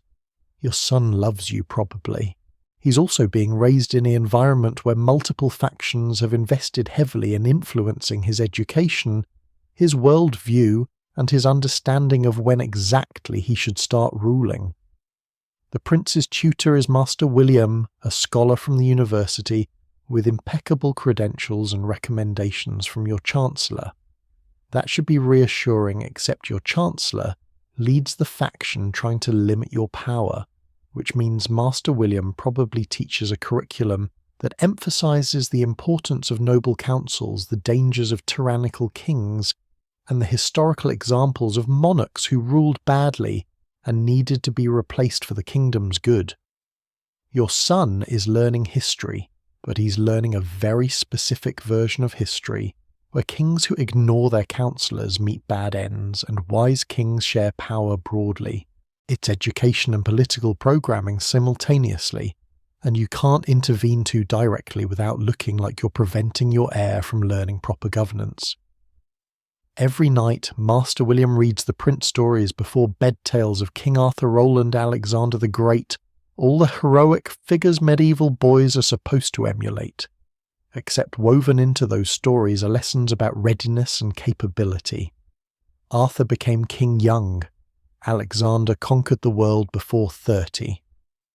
The implication never stated explicitly but present in the subtext is that great kings don't wait for old age and peaceful succession. They're ready when opportunity presents itself.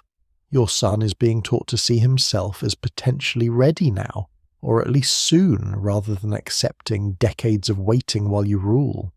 The tutor isn't openly suggesting patricide, but he's creating a mindset where your son might be receptive if others suggest it's time for generational change. The prince has his own household separate from yours. This is normal for medieval royal heirs, giving them experience managing staff and budgets. But separate households mean separate loyalties. The people serving your son don't depend on you for their positions. They depend on him, or more accurately, on his future as king. Their long-term interests align with your son's accession, not your continued reign. They're not actively plotting your death, probably, but they're also not emotionally invested in your survival the way your own household servants theoretically are. When someone in the prince's household hears rumours about plots against you, do they report immediately, or do they calculate whether the plot's success might benefit their young master, and therefore themselves?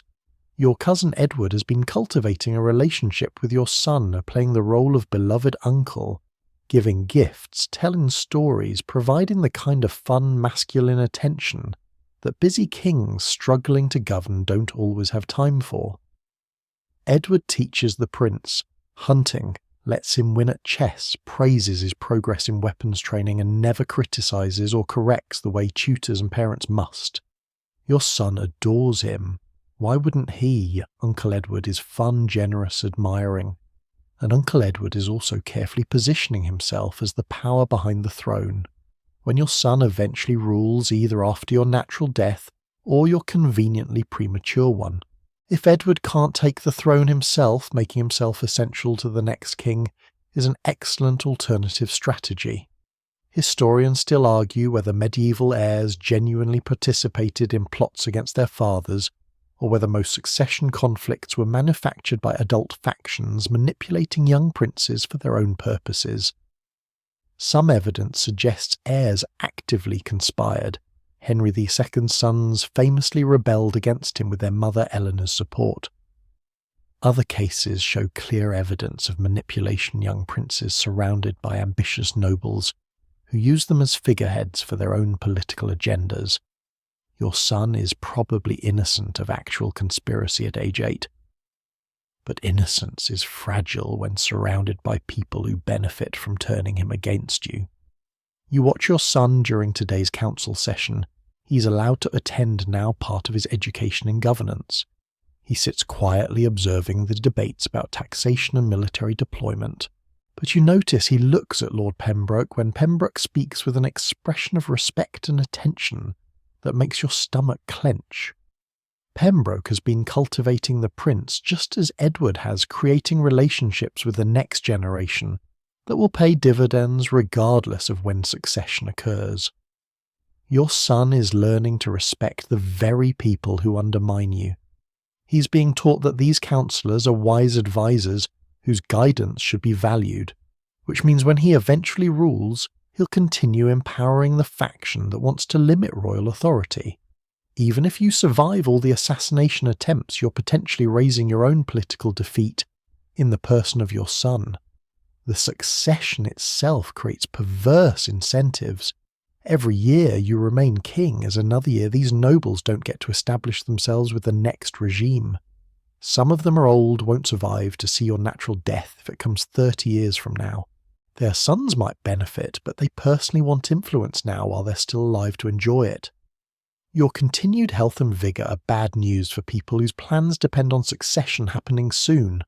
They're not necessarily plotting murder that's crude and risky, but they're definitely calculating life expectancies and considering whether certain health problems might be encouraged to develop faster than they would naturally.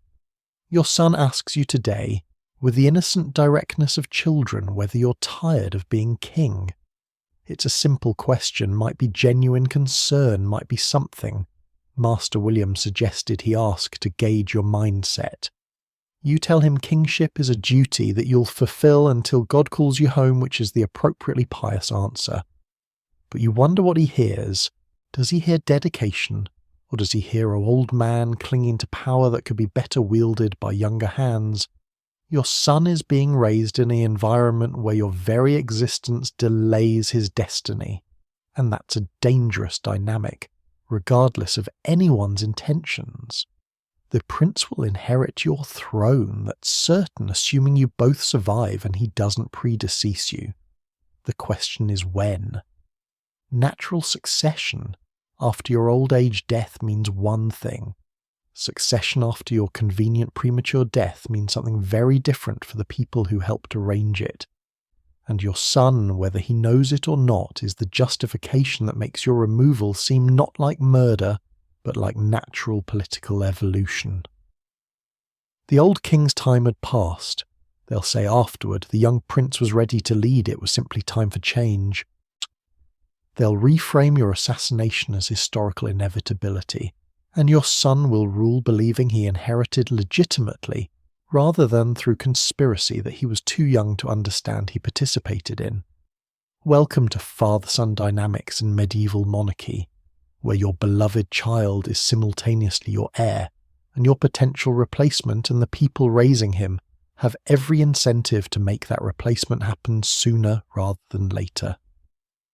The royal treasury is theoretically overflowing with wealth taxes from thousands of estates, customs duties from ports, feudal payments from vassals, revenue from royal monopolies on salt and precious metals.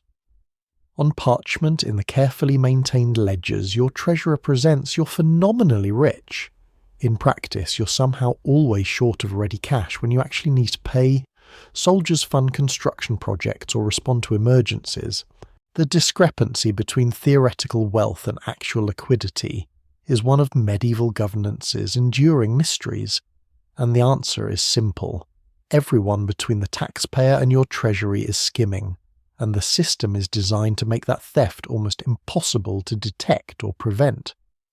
Your tax collectors operate on commission. They're paid a percentage of what they collect, which should incentivize efficiency, but actually incentivizes creative accounting. A collector who's supposed to gather 1,000 marks from an estate might actually collect 1,200, but report only 1,000, pocketing the difference. How would you know you're not personally visiting every estate to audit the books? You're dependent on the collector's honesty and the accuracy of records that he himself maintains. Medieval auditing was primitive at best, and the geographic distances involved meant collectors operated with substantial autonomy. Some of them were genuinely honest. Others treated their positions as licenses to steal, and the line between acceptable fees and outright embezzlement was conveniently blurry. The steward who manages your royal estates takes his own cut not through obvious theft, but through the 1,000 small decisions about crop yields, livestock sales, and maintenance expenses that add up to significant sums over time. He reports that the harvest was poor, this year requires expensive repairs, or that certain revenues declined due to circumstances beyond his control. Maybe that's true. Maybe the harvest actually was poor, or maybe the harvest was fine, but he's selling a portion privately and reporting the shortfall as natural variation. You'd need to personally inspect every field count, every sheep, verify every transaction to catch him, and you don't have time because you're busy surviving the political conspiracies trying to kill you. Lord Pembroke owes you feudal dues from his estate-specific payments tied to his oath of fealty and the lands he holds from the crown. Those payments are 3 months late. He sends apologetic letters explaining temporary cash flow problems, promising payment, soon asking for patience and understanding. You grant it because demanding immediate payment would create conflict and potentially push him deeper into your cousin Edward's faction. But 3 months becomes 6 months, and Pembroke continues living quite comfortably in his well-maintained castle, while claiming poverty prevents him paying what he owes you. Other nobles notice. If Pembroke can delay payment without consequences, why shouldn't they? Soon you have a dozen lords behind on their obligations, each with plausible excuses, and your treasury's theoretical wealth evaporates into uncollected debts. The church extracts its own financial toll. Church lands are technically exempt from most royal taxation, a privilege granted centuries ago that made sense in context, but now means a substantial portion of the kingdom's wealth is untouchable. The monasteries and bishoprics collect rents, tithes and donations that flow to Rome or stay within church coffers, never contributing to your military campaigns or infrastructure projects. You could try to tax church property, but that requires negotiating with the Pope, and the Pope has his own financial needs and his own opinions about which kings deserve support. The church keeps you financially weak while maintaining its own substantial wealth, creating a parallel economic power structure that constrains your ability to govern effectively. Historians still argue whether medieval royal poverty was genuine or exaggerated. Some kings genuinely struggled financially, while others claimed poverty strategically to avoid obligations or extract more from their subjects. The evidence is mixed.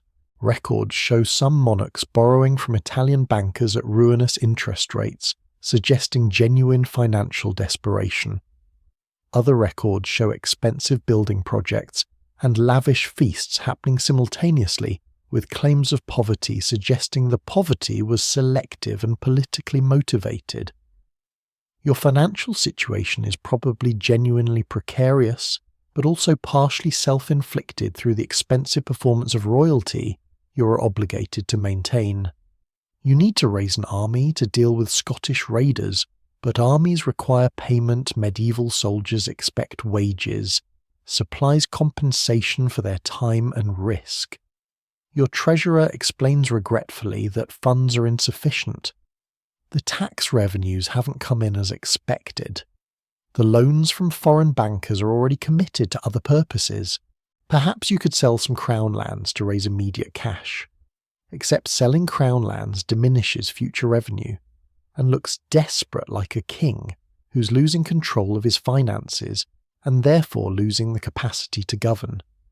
Or perhaps you could debase the coinage, reduce the silver content in coins while maintaining their face value. That generates short-term revenue but destroys confidence in the currency and creates inflation that hurts everyone, including you, eventually. You suspect, though you can't prove, that your treasurer is deliberately creating this artificial scarcity.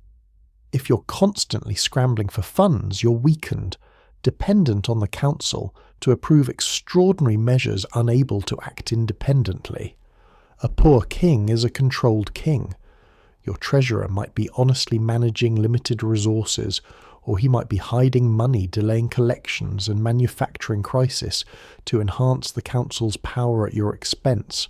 The same Lord Blackwood who leads the political faction trying to limit your authority also influences the treasurer who controls your access to funds.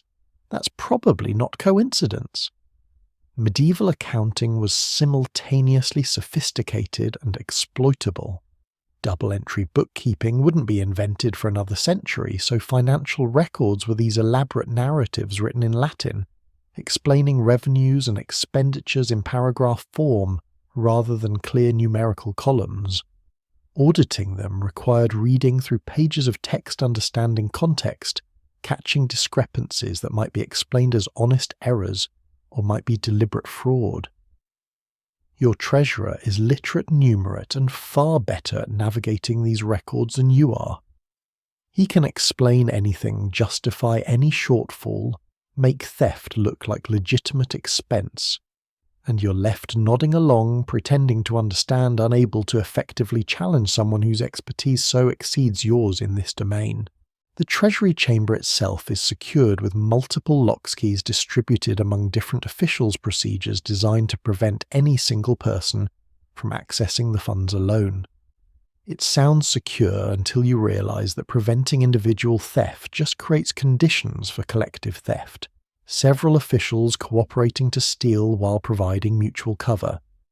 If your treasurer, your chamberlain, and your chancellor all benefit from keeping you financially weak, those multiple locks just mean you need to suborn 3 people instead of 1, which is achievable when all 3 belong to the same faction working to limit your power. You're signing financial documents today, authorizing payments and approving budgets, trying to understand the implications of decisions you're not qualified to fully evaluate. The numbers swim before your eyes, marks pounds, shillings, pence, all denominated in systems that vary by region and convert imperfectly. You're approving expenditures that might be legitimate or might be disguised embezzlement, and you'll never know the difference. Medieval kingship means drowning in information. You can't process making decisions about things you don't fully understand, and hoping the experts advising you aren't systematically robbing you blind. Welcome to royal finance, where you're theoretically the richest person in the kingdom and practically begging for loans, because everyone between you and your money is taking their cut, and the system is working exactly as designed to keep you poor, weak, and dependent on the very people who profit from your powerlessness. The foreign ambassador arrives with appropriate ceremony flags, formal greetings, a letter from his king expressing eternal friendship and mutual respect. He's charming, educated, speaks your language with only the slightest accent, and presents himself as a diplomatic bridge between kingdoms. His official purpose is negotiating a trade agreement.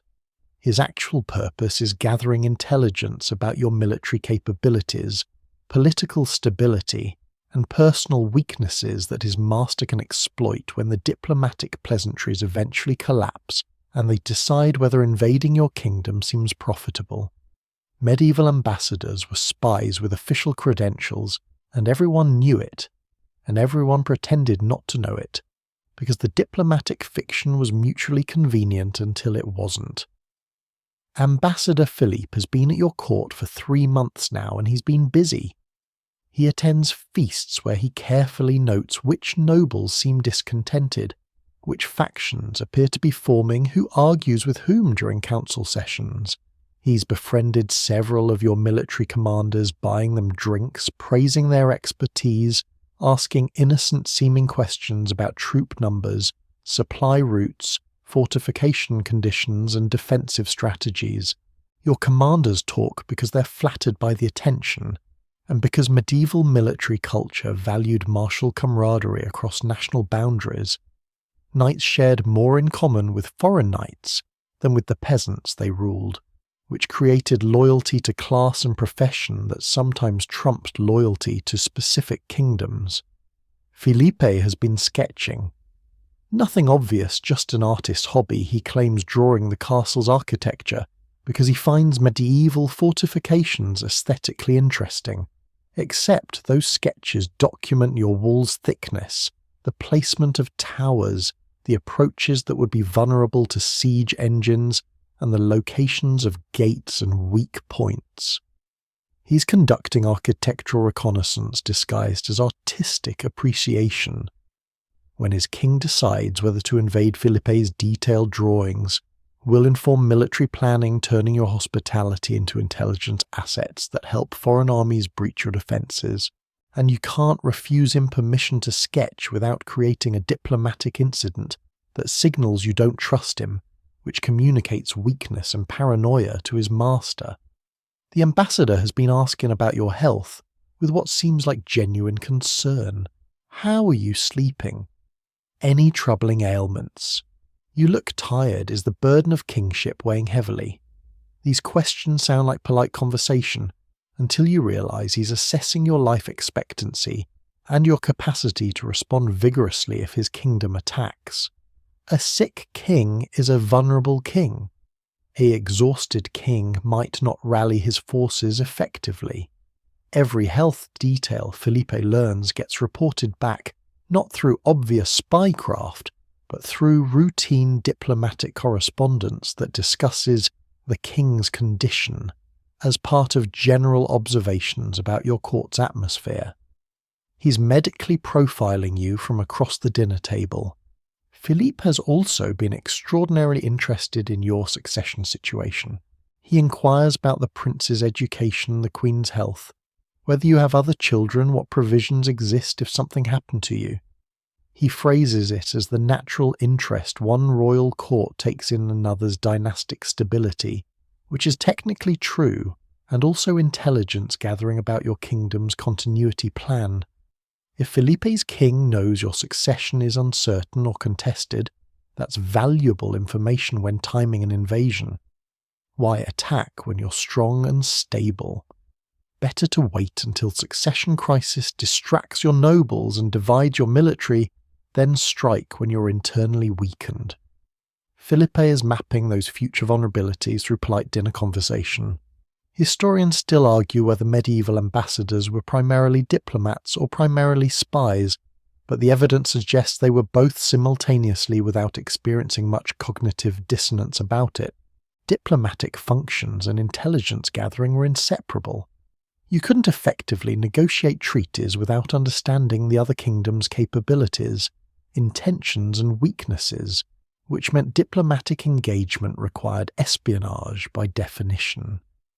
Philippe is doing his job competently, and his job includes betraying your hospitality by systematically documenting everything about your kingdom that his master might need to know when deciding whether to betray the friendship those diplomatic letters profess.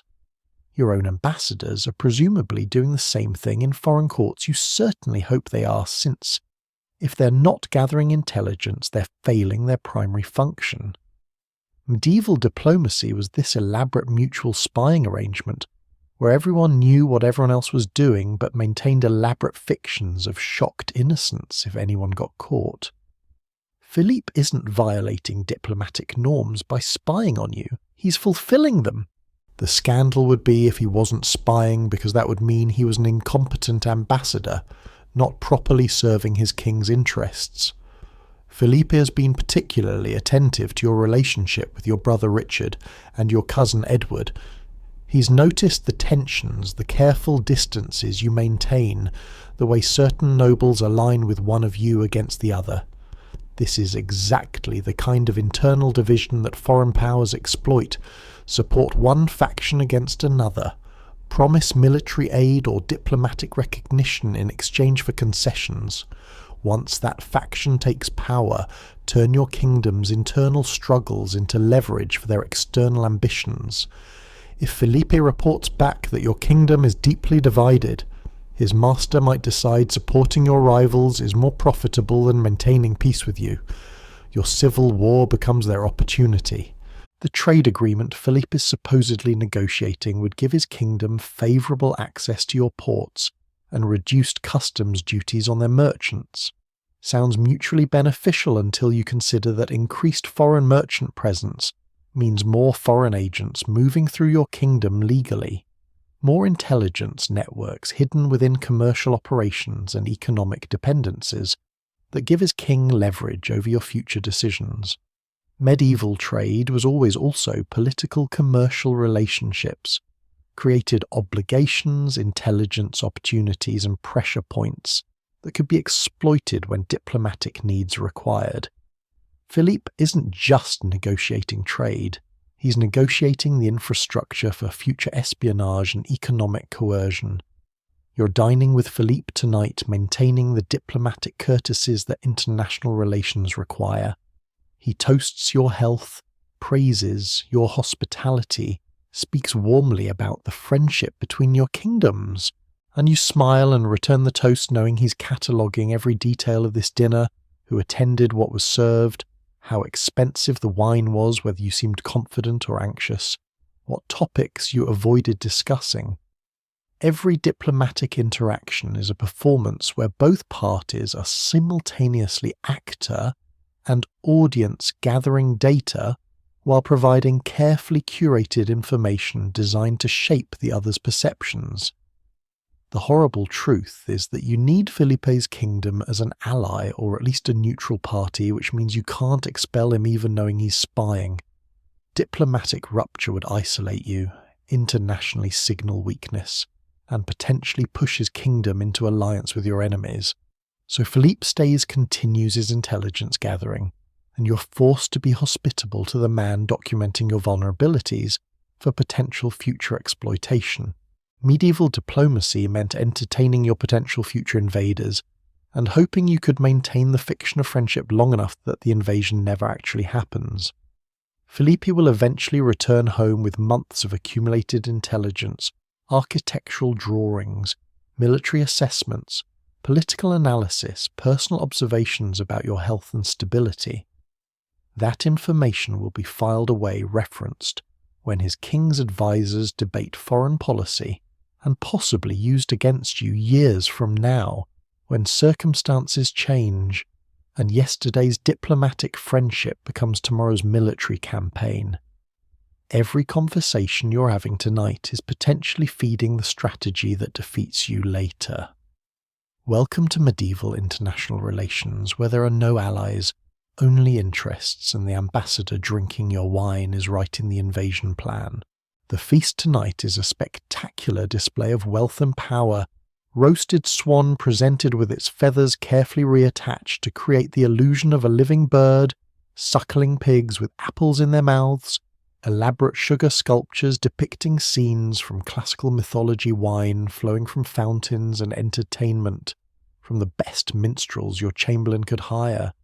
It cost more than most of your subjects earn in a year and serves the crucial political function of demonstrating that you're still rich, still powerful, still capable of hosting events that showcase royal magnificence.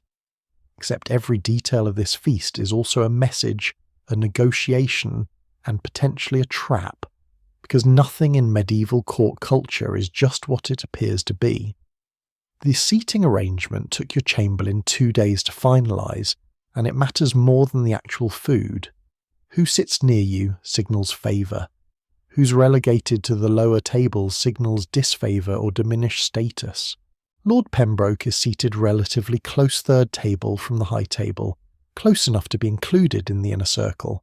but not so close that it looks like you're rewarding his delayed tax payments and suspected disloyalty. Your brother Richard is seated at your left hand, the position of honour for close family maintaining the public fiction that you're united despite the growing evidence that he's hosting conspiratorial meetings with your least loyal nobles.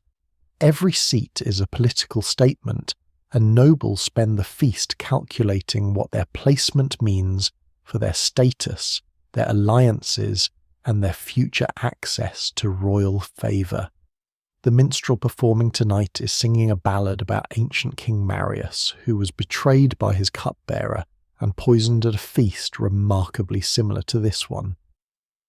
The song is ostensibly entertainment tales of treachery and revenge, are popular genres in medieval performance, but it's also a message.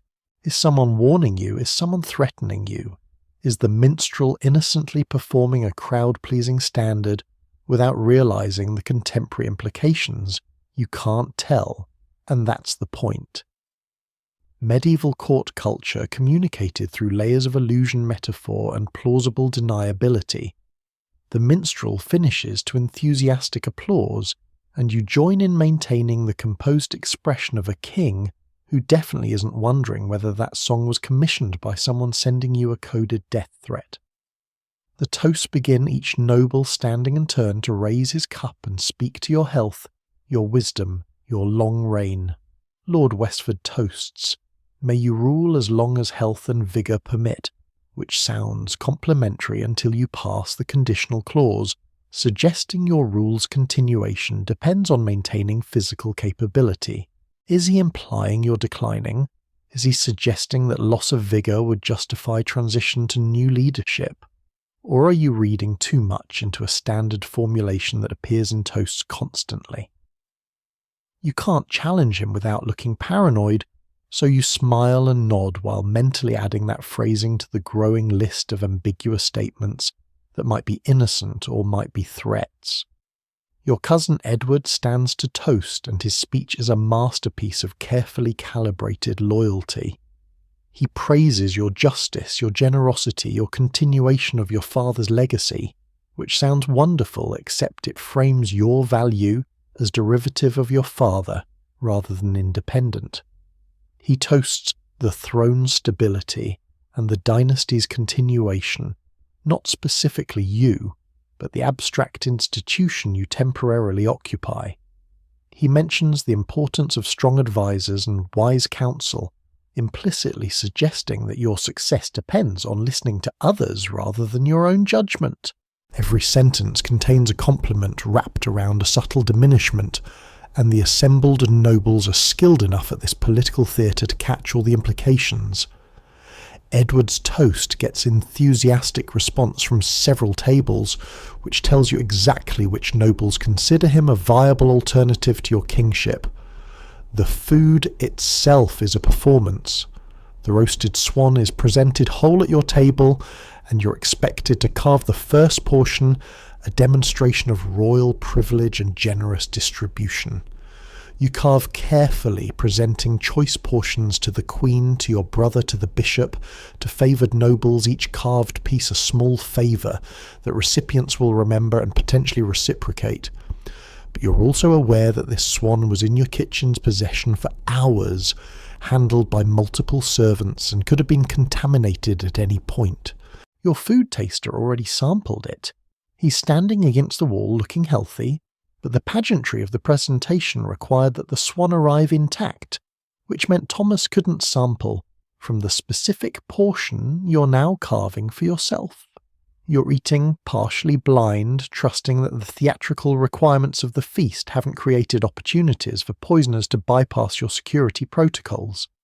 The sugar sculptures are extraordinary detailed miniature castles, mythological scenes, delicate spun sugar artistry that represents hours of skilled labour. They're also completely inedible, despite being made of sugar, because the artistry required involved handling glue-like binding agents and structural supports that make actually consuming them inadvisable. But they're not really food. Their status displays demonstrations that you can afford to waste expensive sugar on purely decorative purposes. The sculptures will be dismantled after the feast, the sugar scraped away, the labour disappeared into memory, all to prove that you're wealthy enough not to care about waste. Medieval aristocracy operated on this logic, constantly conspicuous consumption as political necessity. Historians still argue whether medieval feasts were genuinely enjoyable social occasions or exhausting political performances that participants endured. Contemporary accounts describe them as both genuine pleasure in the food, entertainment, and social connection, coexisting with the constant stress of monitoring status signals, passing ambiguous statements, and performing appropriate responses. You're experiencing both. Right now, the roasted pork genuinely tastes delicious, the minstrel's music is beautiful, and you're simultaneously cataloguing every micro-expression from nobles who might be plotting your death. The feast continues for hours. Medieval dining wasn't a quick affair, multiple courses, entertainment between each course, toasts and speeches, extending the event well into the night. You're exhausted, your face hurts from maintaining a pleasant expression, your stomach is uncomfortably full, and you can't leave without signalling that something is wrong. The king departs first, setting the signal that the feast can end. But leaving too early suggests weakness, illness, or fear. So you endure hour after hour, performing enjoyment while your mind tracks threats and your body screams for rest. Lord Pembroke rises unsteadily. He's quite drunk now, which might lower his guard or might be performance disguising calculation. He weaves his way to your table, leans close and whispers something that sounds like blessing but might be threat. May your throne weather all storms, your grace as long as those who hold it. Prove worthy of its weight. Its drunk rambling or coded message, or both. You thank him graciously while servants guide him back to his seat, and you've added another ambiguous statement to tonight's collection of potential threats disguised as courtesies. The feast finally ends after midnight. You've survived another social performance, maintained the appearance of confident kingship, distributed enough favours to keep people relatively satisfied, and avoided any obvious assassination attempts. The nobles depart to their chambers, probably to discuss everything that happened, pass every toast and seating choice, and plan their next moves in the endless political chess game. You retreat to your bedchamber exhausted by food and performance, and the relentless calculation required to survive dinner with people who smile while contemplating your murder. Welcome to medieval feasting, where every toast is a political statement. Every song is potentially coded message, and your evening entertainment is 8 hours of performing royalty, while wondering which smiling face across the hall is plotting to ensure this is your last feast. The guard outside your bedchamber is Sir Marcus tonight, a solid, reliable knight who's been on your household roster for 5 years. He's the younger son of a minor baron, competent with a sword, performed adequately in the recent border skirmishes, and seems genuinely loyal in the uncomplicated way that some people manage despite the political chaos swirling around them. You trust him. Or rather, you trusted him until 3 days ago when your spymaster mentioned in passing that Sir Marcus has been frequenting a particular tavern where he's accumulated gambling debts approaching 6 months of his salary. Gambling debts create vulnerabilities. Men who owe money to the wrong people become susceptible to offers that compromise their integrity, and Sir Marcus stands between you and anyone who wants to enter your bedchamber while you're sleeping. Medieval royal guards were supposed to be paragons of loyalty, sworn oaths, personal honour, the martial code that made betraying your charge unthinkable. Some of them genuinely embodied those ideals. Others were just men doing a job subject to the same financial pressures, family obligations and moral flexibilities as everyone else. Sir Marcus took his oath seriously when he swore it, but that was before his father died and left unexpected debts that Marcus inherited. before his sister needed a dowry that his family couldn't afford. Before he started gambling, trying to win enough to solve his financial problems, and instead made them catastrophically worse. Now he's desperate, and desperate men are dangerous precisely because they're cornered into choices they'd never make otherwise. Your cousin Edward knows about Marcus's debts. Edward makes it his business to know every noble's vulnerabilities, maintaining networks of informants who track finances, affairs, illegitimate children, and any other leverage points that might prove useful. Edward hasn't approached Marcus yet, probably, but the implicit threat exists. Cooperate, or those debts become public knowledge that destroys Marcus's reputation and prevents him from earning enough to ever pay them off. Or perhaps Edward offers a solution: pay off the debts completely in exchange for one small favour. Just tell us the king's schedule. Just fail to lock one particular door. Just look the other way for 5 minutes on a specific night. The favour seems small until you realise its implications. You're lying in bed now, trying to sleep, acutely aware that Marcus is 10 feet away behind a thick wooden door. Is he standing alert, prepared to defend you against any threat? Or is he calculating whether tonight is the night he accepts whatever offer has been made? Medieval castle doors were sturdy but not impregnable from inside rooms. Someone with determination and the right tools could breach them, especially if the guard supposedly protecting the door was helping rather than hindering. Your lock is substantial, designed to withstand force, but locks can be left unfastened by guards who forgot in the confusion of shift changes. Guards can fall asleep at their posts. Exhaustion happens especially on long night watches. Except if Marcus falls asleep tonight, is it genuine fatigue or deliberate dereliction that creates a window for assassins? The guard rotation is supposed to provide security through numbers 4 guards on the night watch rotating every 4 hours, multiple sets of eyes making conspiracy harder. Except conspiracy isn't impossible when all 4 guards share information about your schedule, routines, and vulnerabilities. They talk to each other during quiet hours. They know who visits you when you sleep most soundly, which nights you're restless, and which you're deeply unconscious from exhaustion. That information sharing necessary for coordinate security also creates intelligence accessible to anyone who suborns even one guard. Marcus might be loyal, but does he gossip with the other guards about your patterns? Does he mention to his gambling companions when you're especially vulnerable? Information leaks through casual conversation without malice, and those leaks become weapons in hands of people tracking your routines for assassination opportunities. Historians still argue whether medieval guards were generally trustworthy, or whether guard corruption was widespread. Evidence is mixed and probably varied by kingdom period and individual circumstances. Some chronicles describe guards dying heroically defending their charges. Others mention guards accepting bribes, collaborating with attackers, or simply abandoning posts when violence started. Human nature being consistent, the truth probably spans that spectrum. Most guards were mostly loyal most of the time, but most creates uncomfortable gaps where betrayal flourishes. You're betting your life tonight on Sir Marcus falling into the loyal category rather than the compromised one, and you won't know if you bet correctly until you either wake up tomorrow or don't. Your bedchamber has 1 door, the one Marcus guards, and 2 windows with iron bars installed specifically to prevent entry or escape. Those bars were commissioned by your father after his brother died in a suspicious fall from a window that might have been accident suicide or murder, disguised as either.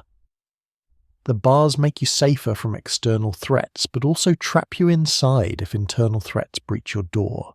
Medieval security was always these trade-offs between different vulnerabilities, protecting against some threats while accepting others. The bars prevent assassins from climbing into your window, but they also prevent you from climbing out if Marcus and his fellow guards turn hostile and decide tonight is convenient for regime change. You hear Marcus shift position outside your door. normal movement routine adjustment during a long watch, or nervous energy from someone contemplating betrayal. You're analysing sounds through thick oak, trying to extract meaning from insufficient data, and the uncertainty is exhausting. Medieval kings who survived learned to sleep lightly, waking at unusual sounds, maintaining semi-vigilance even during rest. Deep sleep was a luxury you couldn't afford. Vulnerability invited exploitation, and the price of letting your guard down might be never waking up.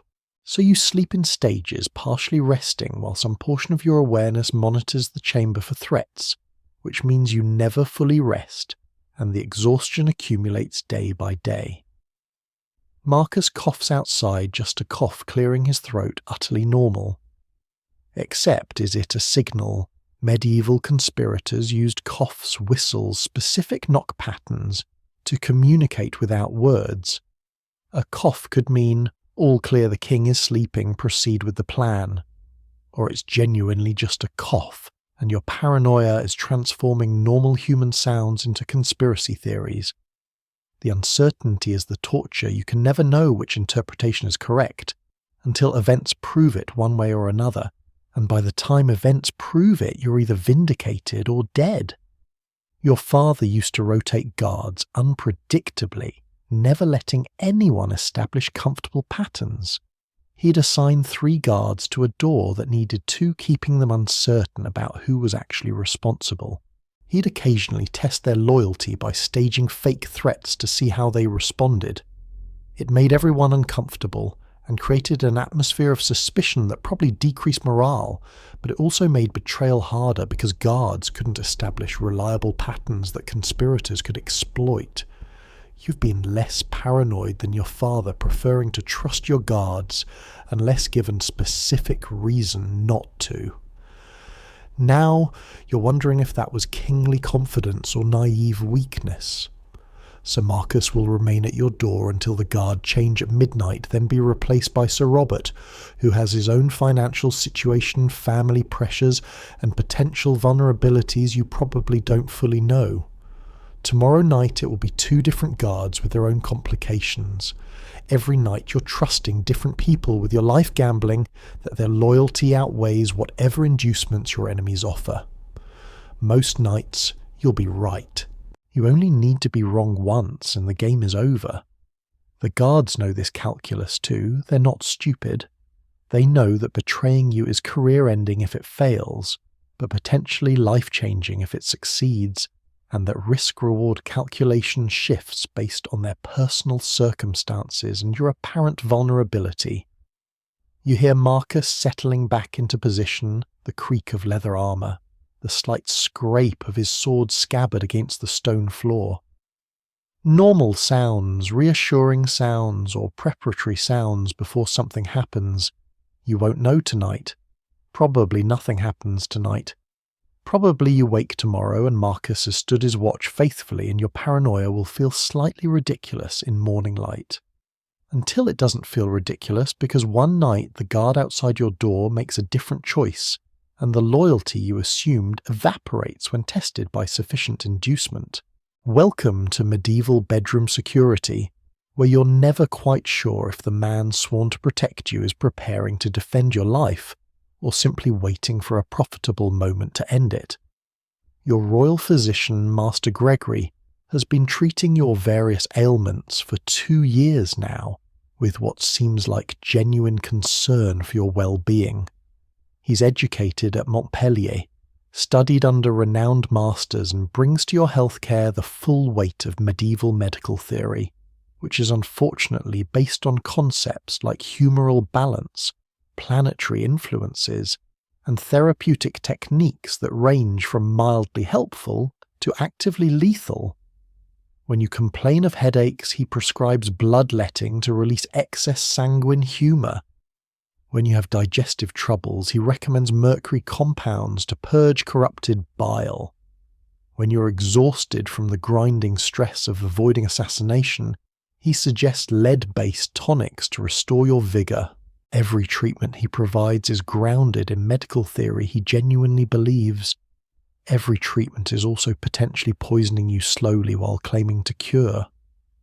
Medieval medicine's understanding of toxicology was primitive enough that poisoning and treatment were sometimes indistinguishable. Mercury was used medicinally for various conditions, skin diseases, digestive problems, even syphilis in later centuries, despite being toxic. Small medicinal doses could help with some conditions while simultaneously causing long-term damage. Lead was valued for its supposed strengthening properties, prescribed in tonics and treatments throughout the medieval period by physicians who had no concept of lead poisoning or its cumulative effects. Master Gregory is giving you medically approved treatments that also happen to be slow poisons, and neither of you knows the difference. He's trying to help. He might be accidentally killing you. Both can be true simultaneously. But there's a darker possibility that keeps you awake some nights. What if Master Gregory isn't accidentally poisoning you? What if someone, your cousin Edward, your brother Richard, or any of the various factions who'd benefit from your death, approached Gregory with an offer, continue treating the king normally but gradually increase the dosage of this particular compound, or switch from the standard preparation to one with higher toxicity, or simply recommend treatments more frequently than strictly necessary? Gregory could kill you while maintaining complete deniability, claiming he was following standard medical protocols showing genuine distress when you died from the illness he was treating. How would anyone prove otherwise? Medieval autopsies were rare and unsophisticated. Cause of death was usually determined by observable symptoms, and physician's testimony the same physician who might have caused the death. Master Gregory knows things about your body that you barely know yourself. He's examined you during illnesses, treated injuries, prescribed remedies for everything from infected wounds to sleeplessness. He knows your physical weaknesses, which organs are vulnerable, what symptoms you're prone to developing. That knowledge makes him invaluable for keeping you healthy. It also makes him invaluable for anyone planning your death, because he can identify exactly which poisons would mimic your existing conditions, which toxins would be attributed to natural disease progression rather than murder. If you tend toward digestive complaints, arsenic poisoning looks like worsening of your chronic condition. If you suffer periodic fevers, a poison that causes fever symptoms just looks like another episode of your recurring problem. The prescriptions Gregory provides are prepared by his apprentices and assistants, a whole network of medical practitioners, grinding herbs, mixing compounds, preparing the actual remedies from Gregory's instructions. Any of them could be compromised. Any of them might receive instructions to add extra ingredients to your specific preparations. Gregory might be completely loyal while his apprentice is your cousin's agent, substituting toxic compounds for harmless ones in mixtures that Gregory believes are therapeutic. The distance between prescription and preparation creates another layer of vulnerability, another point where loyal physicians' orders can be corrupted by disloyal assistants. Historians still argue whether medieval physicians were competent healers working with flawed theory, or whether medieval medicine did more harm than good. Modern analysis suggests both some treatments were genuinely helpful, herbal remedies that actually worked, others were neutral, elaborate rituals that did nothing, and some were actively harmful.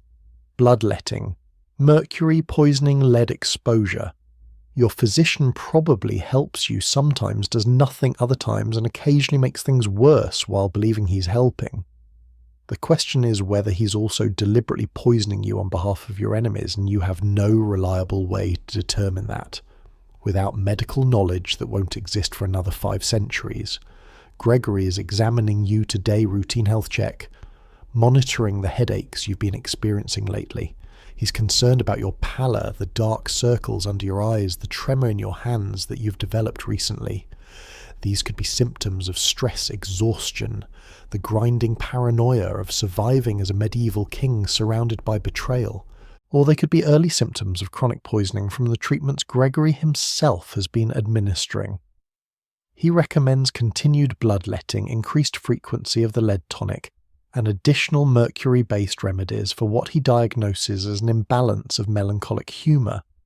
You agree because refusing medical treatment looks like madness, and because you genuinely don't know if these treatments help or harm. Medieval medicine required faith in theories you didn't understand in practitioners whose expertise you couldn't evaluate in treatments whose effects were ambiguous at best.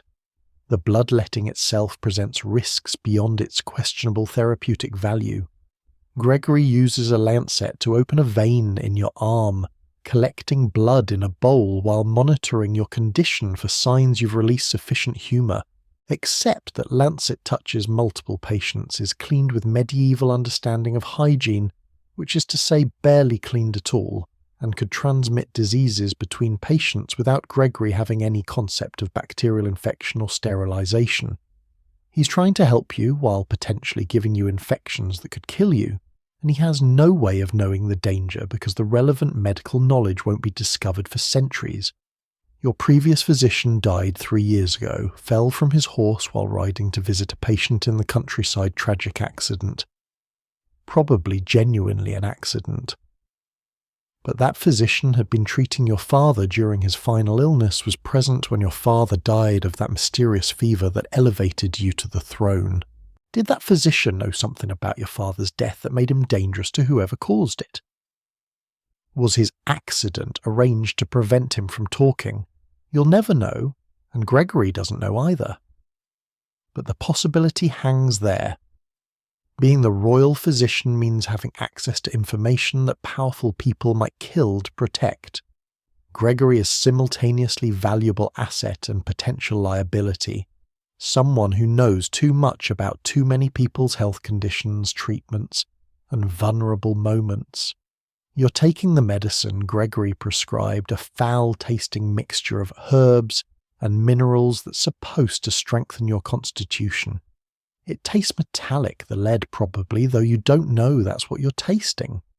You don't know that medieval medicine's characteristic metallic taste often came from toxic heavy metals that physicians believed were therapeutic. You're drinking poison prescribed by someone who believes it's medicine, and you can't tell the difference. Neither can Gregory.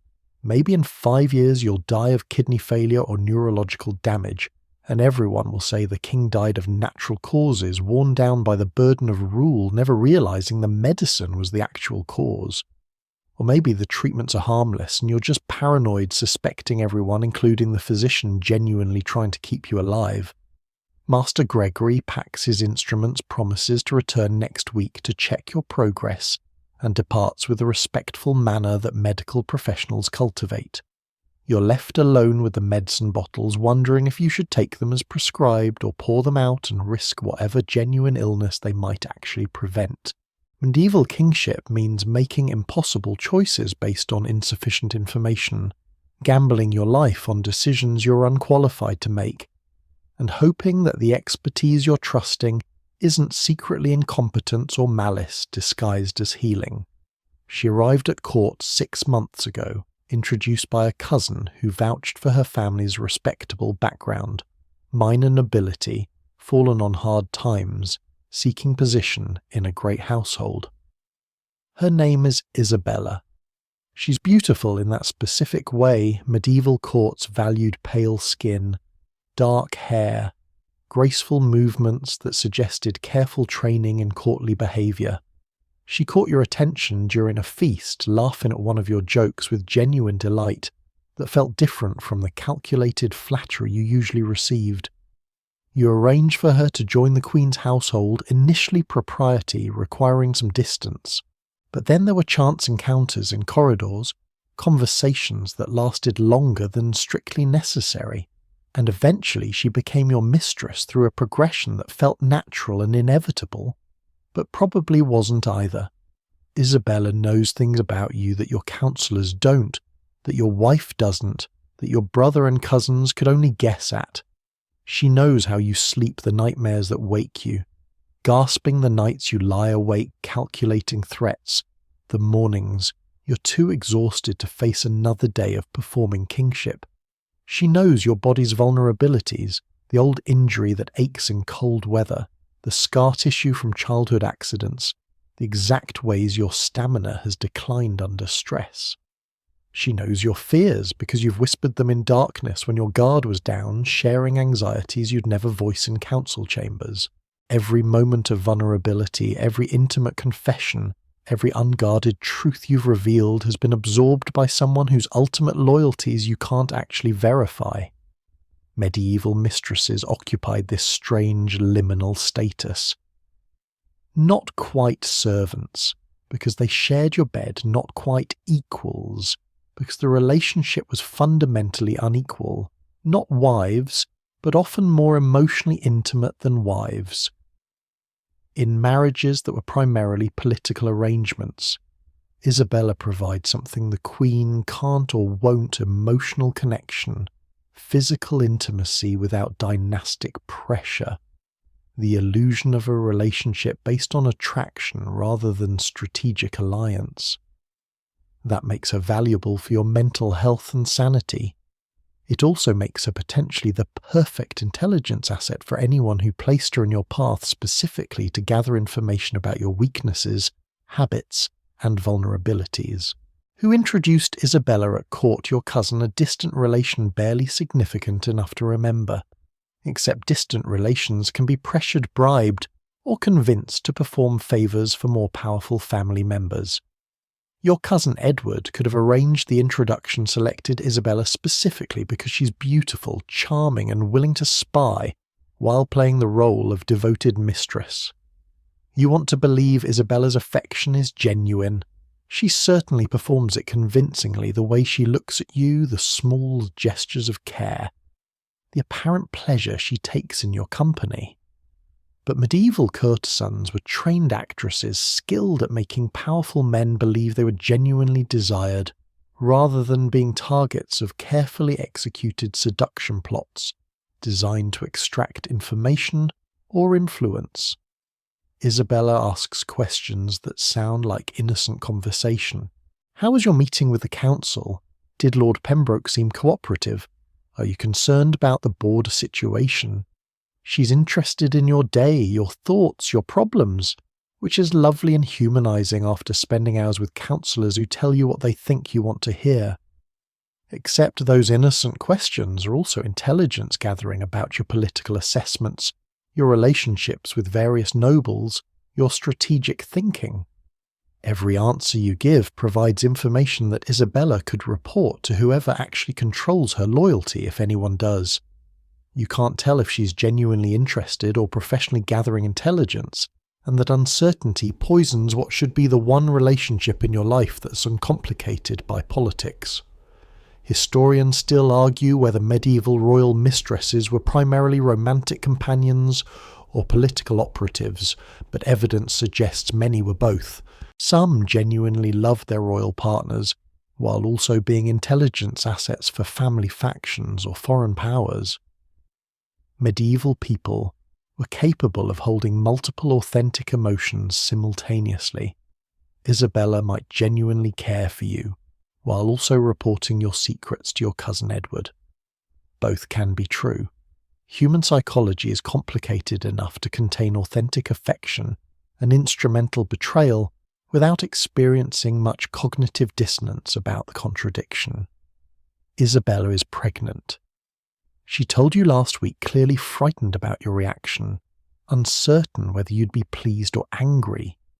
You assured her you'd provide for the child, arrange suitable support without acknowledging paternity, publicly standard arrangement for royal bastards.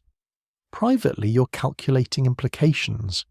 A child gives Isabella permanent connection to you, creates obligations that outlast the affair itself, and provides leverage for anyone controlling her. If your cousin Edward owns her loyalty, that child becomes a tool. Threaten the child to control Isabella's behaviour, or promise the child advancement in exchange for information. Medieval politics routinely used children as hostages and leverage points.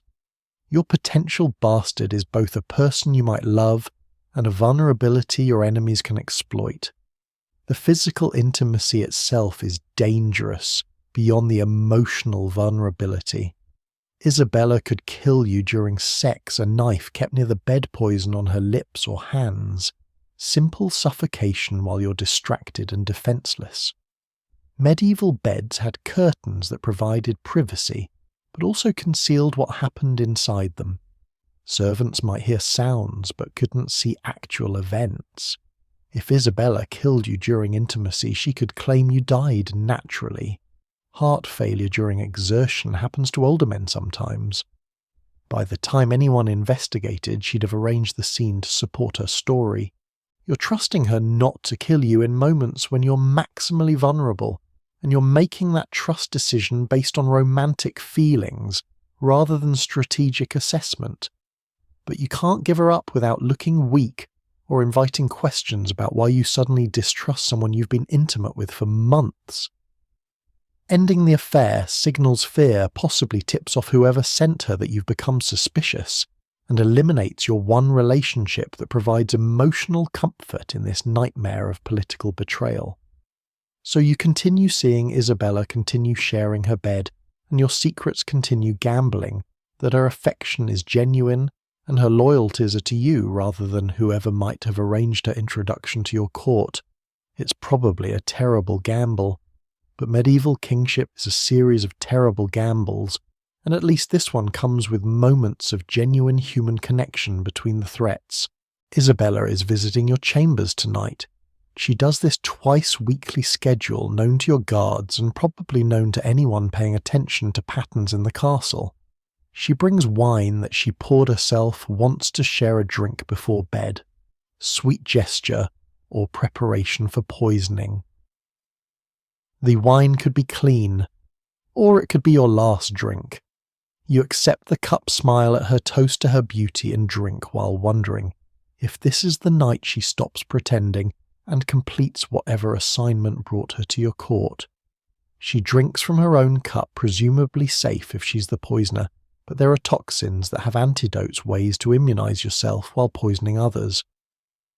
Medieval toxicology was sophisticated enough for these double games. You survive the wine, you survive the night.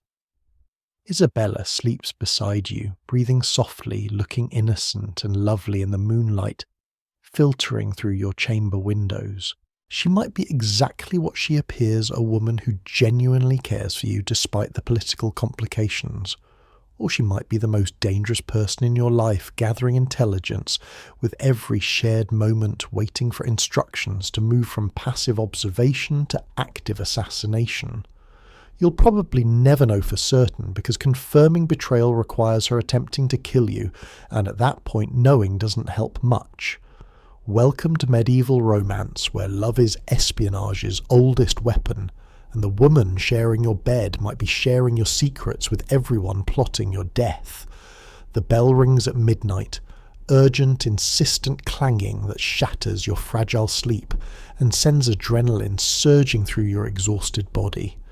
You're awake instantly, heart pounding, trying to determine if this is genuine emergency or elaborately staged trap. Medieval castles used bells to communicate emergencies, fire attack, medical crisis, anything requiring the king's immediate attention. The system works when emergencies are real. It becomes a weapon when someone realizes that urgent midnight summons create vulnerability by forcing you out of your secured bedchamber into unpredictable situations with minimal preparation and limited guard protection. Sir Marcus bursts through your door, protocol violation. He's supposed to knock and wait for permission, but the urgency apparently justified the breach. He's breathless armour askew like he dressed hastily, and reports that there's been an incident at the northern gate. Raiders, he says, or possible raiders. The watch captain isn't certain. There might be fire. Someone definitely saw something, and they need you to come assess the situation personally.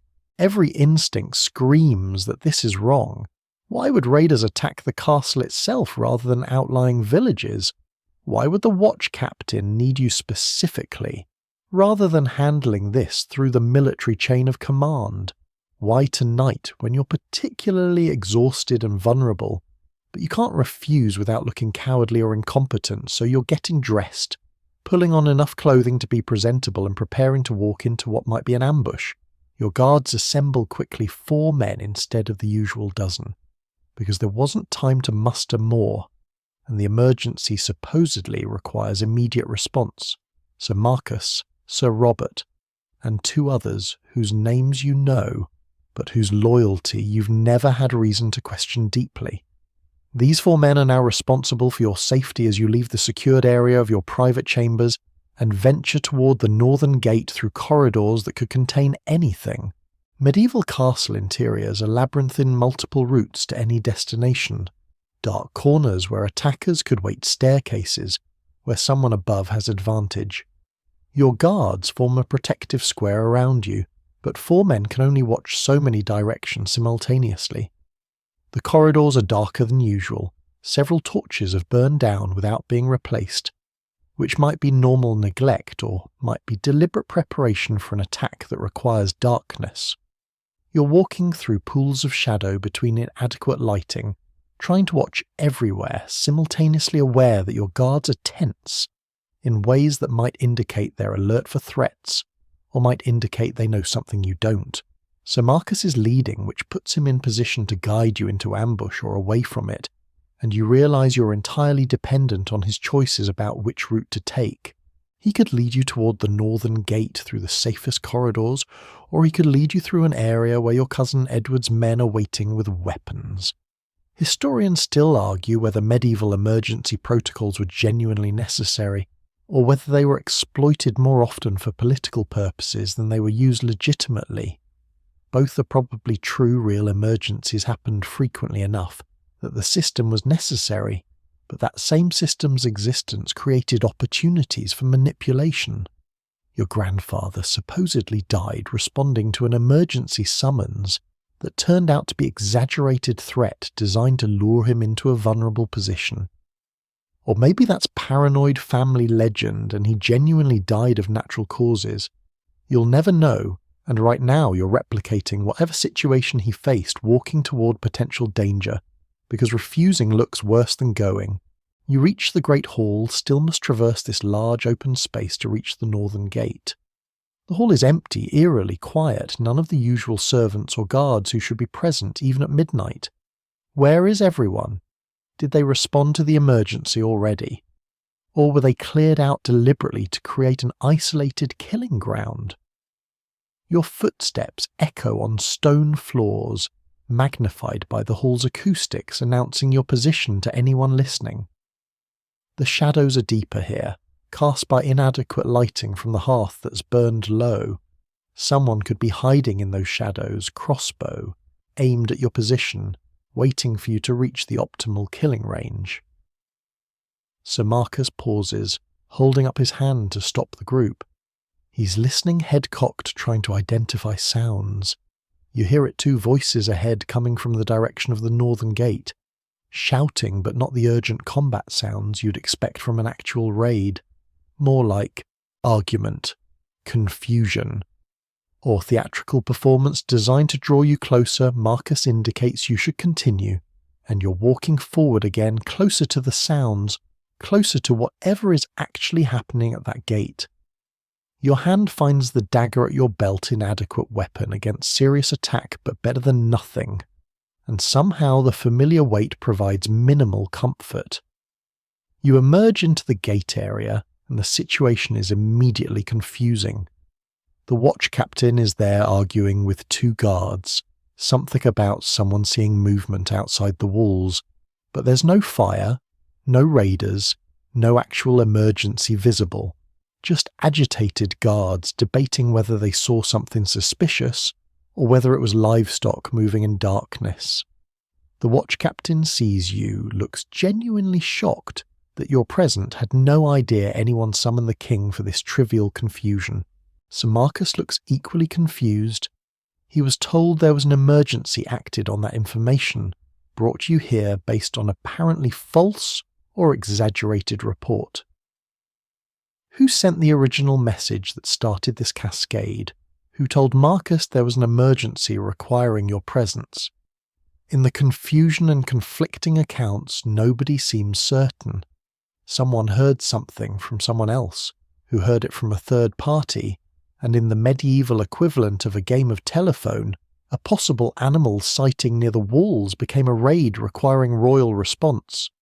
It might be genuinely innocent miscommunication, or it might be a test someone probing whether you respond to midnight emergencies, mapping your reaction patterns, identifying vulnerabilities in your security protocols. Or it might be a failed assassination attempt where something went wrong and the ambush didn't materialize as planned, leaving you standing in a gate area feeling foolish but alive. You're angry now, dragged from bed, rushed through dark corridors in a state of panic, all for nothing. But expressing that anger means admitting you were frightened, were vulnerable, took the bait. So you maintain regal composure, question the watch captain about security procedures, issue some instructions about verifying emergencies before summoning royalty and retreat back to your chambers, as though this was all perfectly routine and not at all the terror-inducing experience it actually was. Your guards escort you back, and you're watching them more carefully now, wondering if any of them knows more about this incident than they're revealing. Back in your bedchamber, door secured, you're shaking with adrenaline aftermath. Was that a real emergency that turned out to be nothing? A test of your security? A failed assassination attempt? A psychological operation designed to keep you exhausted and paranoid through interrupted sleep and manufactured crises? You'll never know for certain. Medieval kings faced this constantly ambiguous incidents that might be threats or might be innocent, and the exhausting mental calculation required to distinguish between them. Sometimes you guessed right, sometimes you guessed wrong. Guessing wrong when it was actually a threat could kill you. Guessing wrong when it was innocent made you look paranoid and weak. There was no winning strategy, only survival through hypervigilance that destroyed your mental health while keeping you alive. Isabella stirs in the bed. You'd forgotten she was here sleeping through the entire incident. Or was she sleeping? Maybe she knew the emergency was manufactured, knew you'd be gone, was surprised when you returned more quickly than expected. Or maybe she genuinely slept through everything, and you're being paranoid about someone who just experienced normal human sleep patterns. You can't tell anymore. Everyone is suspect. Every incident is potentially meaningful. The paranoia is becoming self-sustaining, feeding on ambiguity, turning every innocent occurrence into potential conspiracy. You lie back down, but can't sleep. Every sound is potential threat now. Footsteps in corridors, wind against shutters, the castle's normal settling sounds magnified into significance by your heightened awareness. This is what they want, possibly, you exhausted paranoid making poor decisions from sleep deprivation and stress. A exhausted king is an easy target. A paranoid king is a weak king. You're becoming both night after night, incident after incident, never quite sure what's real threat and what's innocent occurrence. Welcome to medieval nights where sleep is impossible. Every bell might signal your death, and surviving until dawn counts as victory in a war you're not even certain is actually being fought. You lie back down in the darkness, Isabella breathing softly beside you. Sir Marcus resuming his post outside your door, the castle settling back into its midnight quiet. But sleep won't come now. The adrenaline is still coursing through your veins, your mind is racing through the evening's ambiguous emergency, and you're acutely aware that you have to do this all again tomorrow. Wake up, eat food that might be poisoned, navigate council sessions with nobles who smile while plotting, endure feasts where every toast carries double meanings, trust guards who might be compromised, and eventually return to this bed where you'll lie awake wondering if tonight is the night someone finally succeeds in killing you. The weight of the crown sits heavily even when you're not physically wearing it. Medieval kingship isn't the glorious adventure that troubadours sing about in their romantic ballads. It's this grinding, exhausting, paranoid existence where you're simultaneously the most powerful person in the kingdom and the most vulnerable. You can execute nobles, declare wars, dispense justice, and command armies. But you can't trust your breakfast, can't rely on your own brother, can't be certain that the woman in your bed loves you or is gathering intelligence for your enemies. Power and vulnerability coexist in ways that would seem paradoxical if they weren't your lived reality every single day. Your thoughts drift to all the ways you could die tomorrow. Lord Pembroke could finally make his move, tired of waiting for the right opportunity. Your brother Richard could decide that patience no longer serves his interests, that the feast he's hosting next week would be the perfect venue for arranging your convenient accident. Your cousin Edward could activate whatever network of agents he's been carefully building throughout your household, coordinating a synchronized attack that overwhelms your guards before they can respond. The Queen's family could conclude that you're not producing male heirs quickly enough, that their daughter would be better served by a different husband who might prove more fertile. Ambassador Philip could decide his intelligence gathering is complete, and now it's time for more direct action. Master Gregory could increase the dosage in your next treatment just enough to tip from therapeutic to lethal. Or maybe you die from something completely mundane, food poisoning from inadequate preservation infection, from a minor wound that medieval medicine can't properly treat a genuine accident during next week's hunt, where you really do fall from your horse without anyone's assistance. Medieval life was dangerous for everyone, and being king didn't exempt you from the ordinary hazards that killed nobles and peasants alike. You might survive all the conspiracies only to be killed by simple bad luck, which would be almost funny if it weren't so terrifying. All this paranoia, all this careful vigilance, and in the end it might be contaminated water or a badly cooked chicken that ends your reign.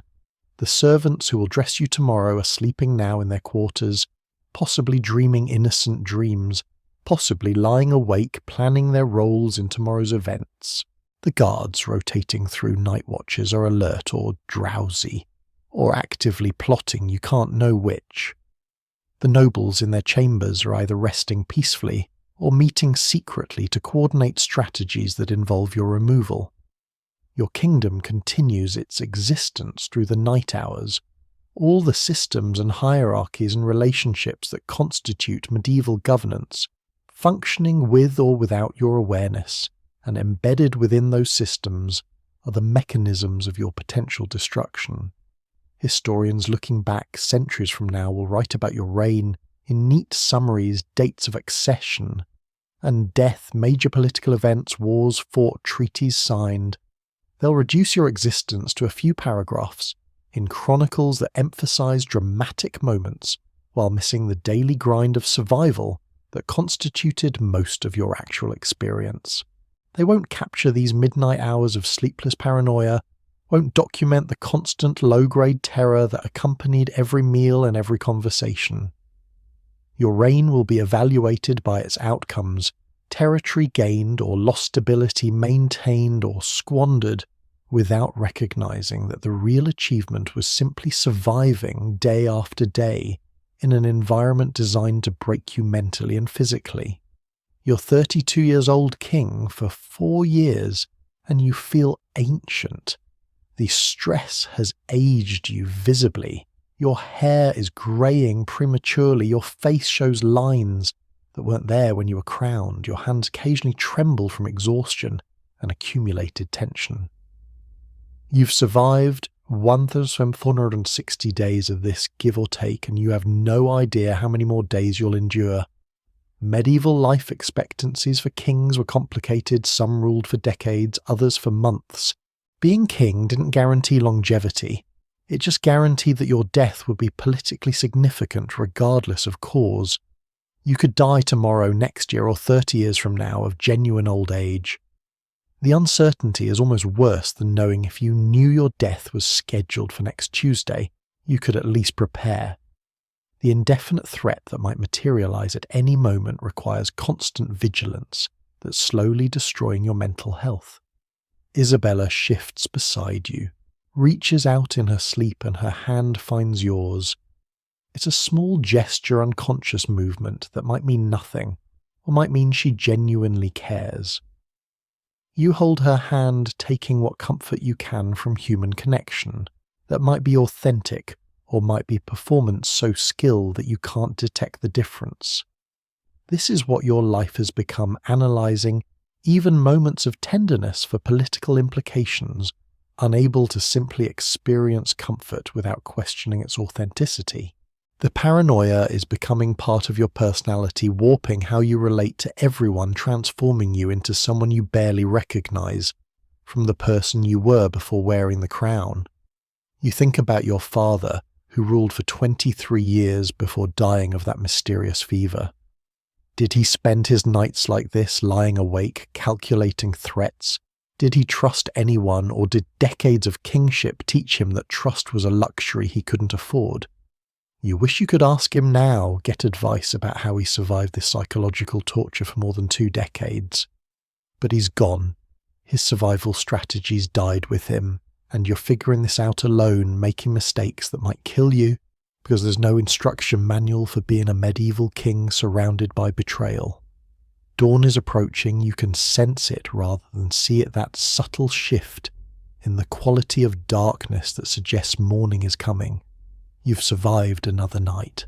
In a few hours you'll rise and perform kingship again, projecting confidence and strength, while internally cataloguing threats and calculating survival strategies. Your subjects will see their king powerful, decisive, commanding. They won't see this exhausted, frightened man lying awake in the darkness, holding his possibly treacherous mistress's hand, wondering if today is the day that someone's patience runs out and the assassination attempts finally succeed. The terrible truth is that you probably won't survive this in the long run. The odds are against you. Too many people benefit from your death. Too many vulnerabilities exist in your security. Too many opportunities for betrayal are built into the very structure of medieval monarchy. You might survive 5 years, 10 years, even 20 if you're extraordinarily lucky and skilled, but eventually probability catches up. Eventually one of the plots succeeds. One of the guards accepts the bribe, one of the poisoned meals bypasses your taster. One of the hunting accidents isn't an accident. Medieval kingship isn't about winning, it's about delaying the inevitable loss for as long as possible. But tonight you're still alive. Isabella is breathing beside you, warm and human regardless of her ultimate loyalties. The dawn is coming, bringing another day of challenges and another day of survival. Your kingdom needs you, even if significant portions of your kingdom are actively trying to kill you. So you'll rise when morning comes, eat the potentially poisoned breakfast, trust the potentially compromised guards, navigate the certainly treacherous political waters, and do it all again tomorrow if you survive today. Because that's what being a medieval king means. Surviving day by day, hour by hour, meal by meal. Never fully resting, never fully trusting, never fully safe, until the day you're not a king anymore, because someone finally succeeded in making you a corpse instead. The servants will find your body eventually in this bed, or at a feast, or during a hunt, or collapsed in your council chamber. They'll express shock, grief, and performative loyalty that might be genuine or might be relief that the dangerous transition period is finally over. Your son will be crowned, probably manipulated by the same factions that undermined you, beginning his own cycle of paranoid survival. The kingdom will continue, barely pausing to acknowledge that its king has changed, because kingdoms are bigger than individual rulers, and medieval political systems were designed to survive frequent leadership changes caused by death deposition or convenient accidents. The room is getting lighter now, real dawn approaching, not just your imagination. You've made it through another night. Sir Marcus is still outside your door, still apparently loyal, still potentially compromised. Isabella is waking up beside you, stretching, smiling, either genuinely glad to see you survive the night or disappointed that you did. Your day is beginning, filled with the same threats and uncertainties as yesterday, and you'll face them with whatever reserves of strength and sanity you've managed to preserve through the long paranoid darkness. This is medieval kingship. This is your life now. Every day is survival, every night is uncertainty, and the crown you wear is simultaneously the ultimate prize and the heaviest burden imaginable. Welcome to being a king surrounded by betrayal. where you probably wouldn't survive a day if you actually knew how many people are actively working to ensure you don't survive much longer. But you survived today. Maybe you'll survive tomorrow. And for now, in this moment, that's enough. The sun is rising on your kingdom, you're still alive to see it, and the performance of being king begins again. Now, as the story finds its close, let the weight of it all settle gently into the quiet.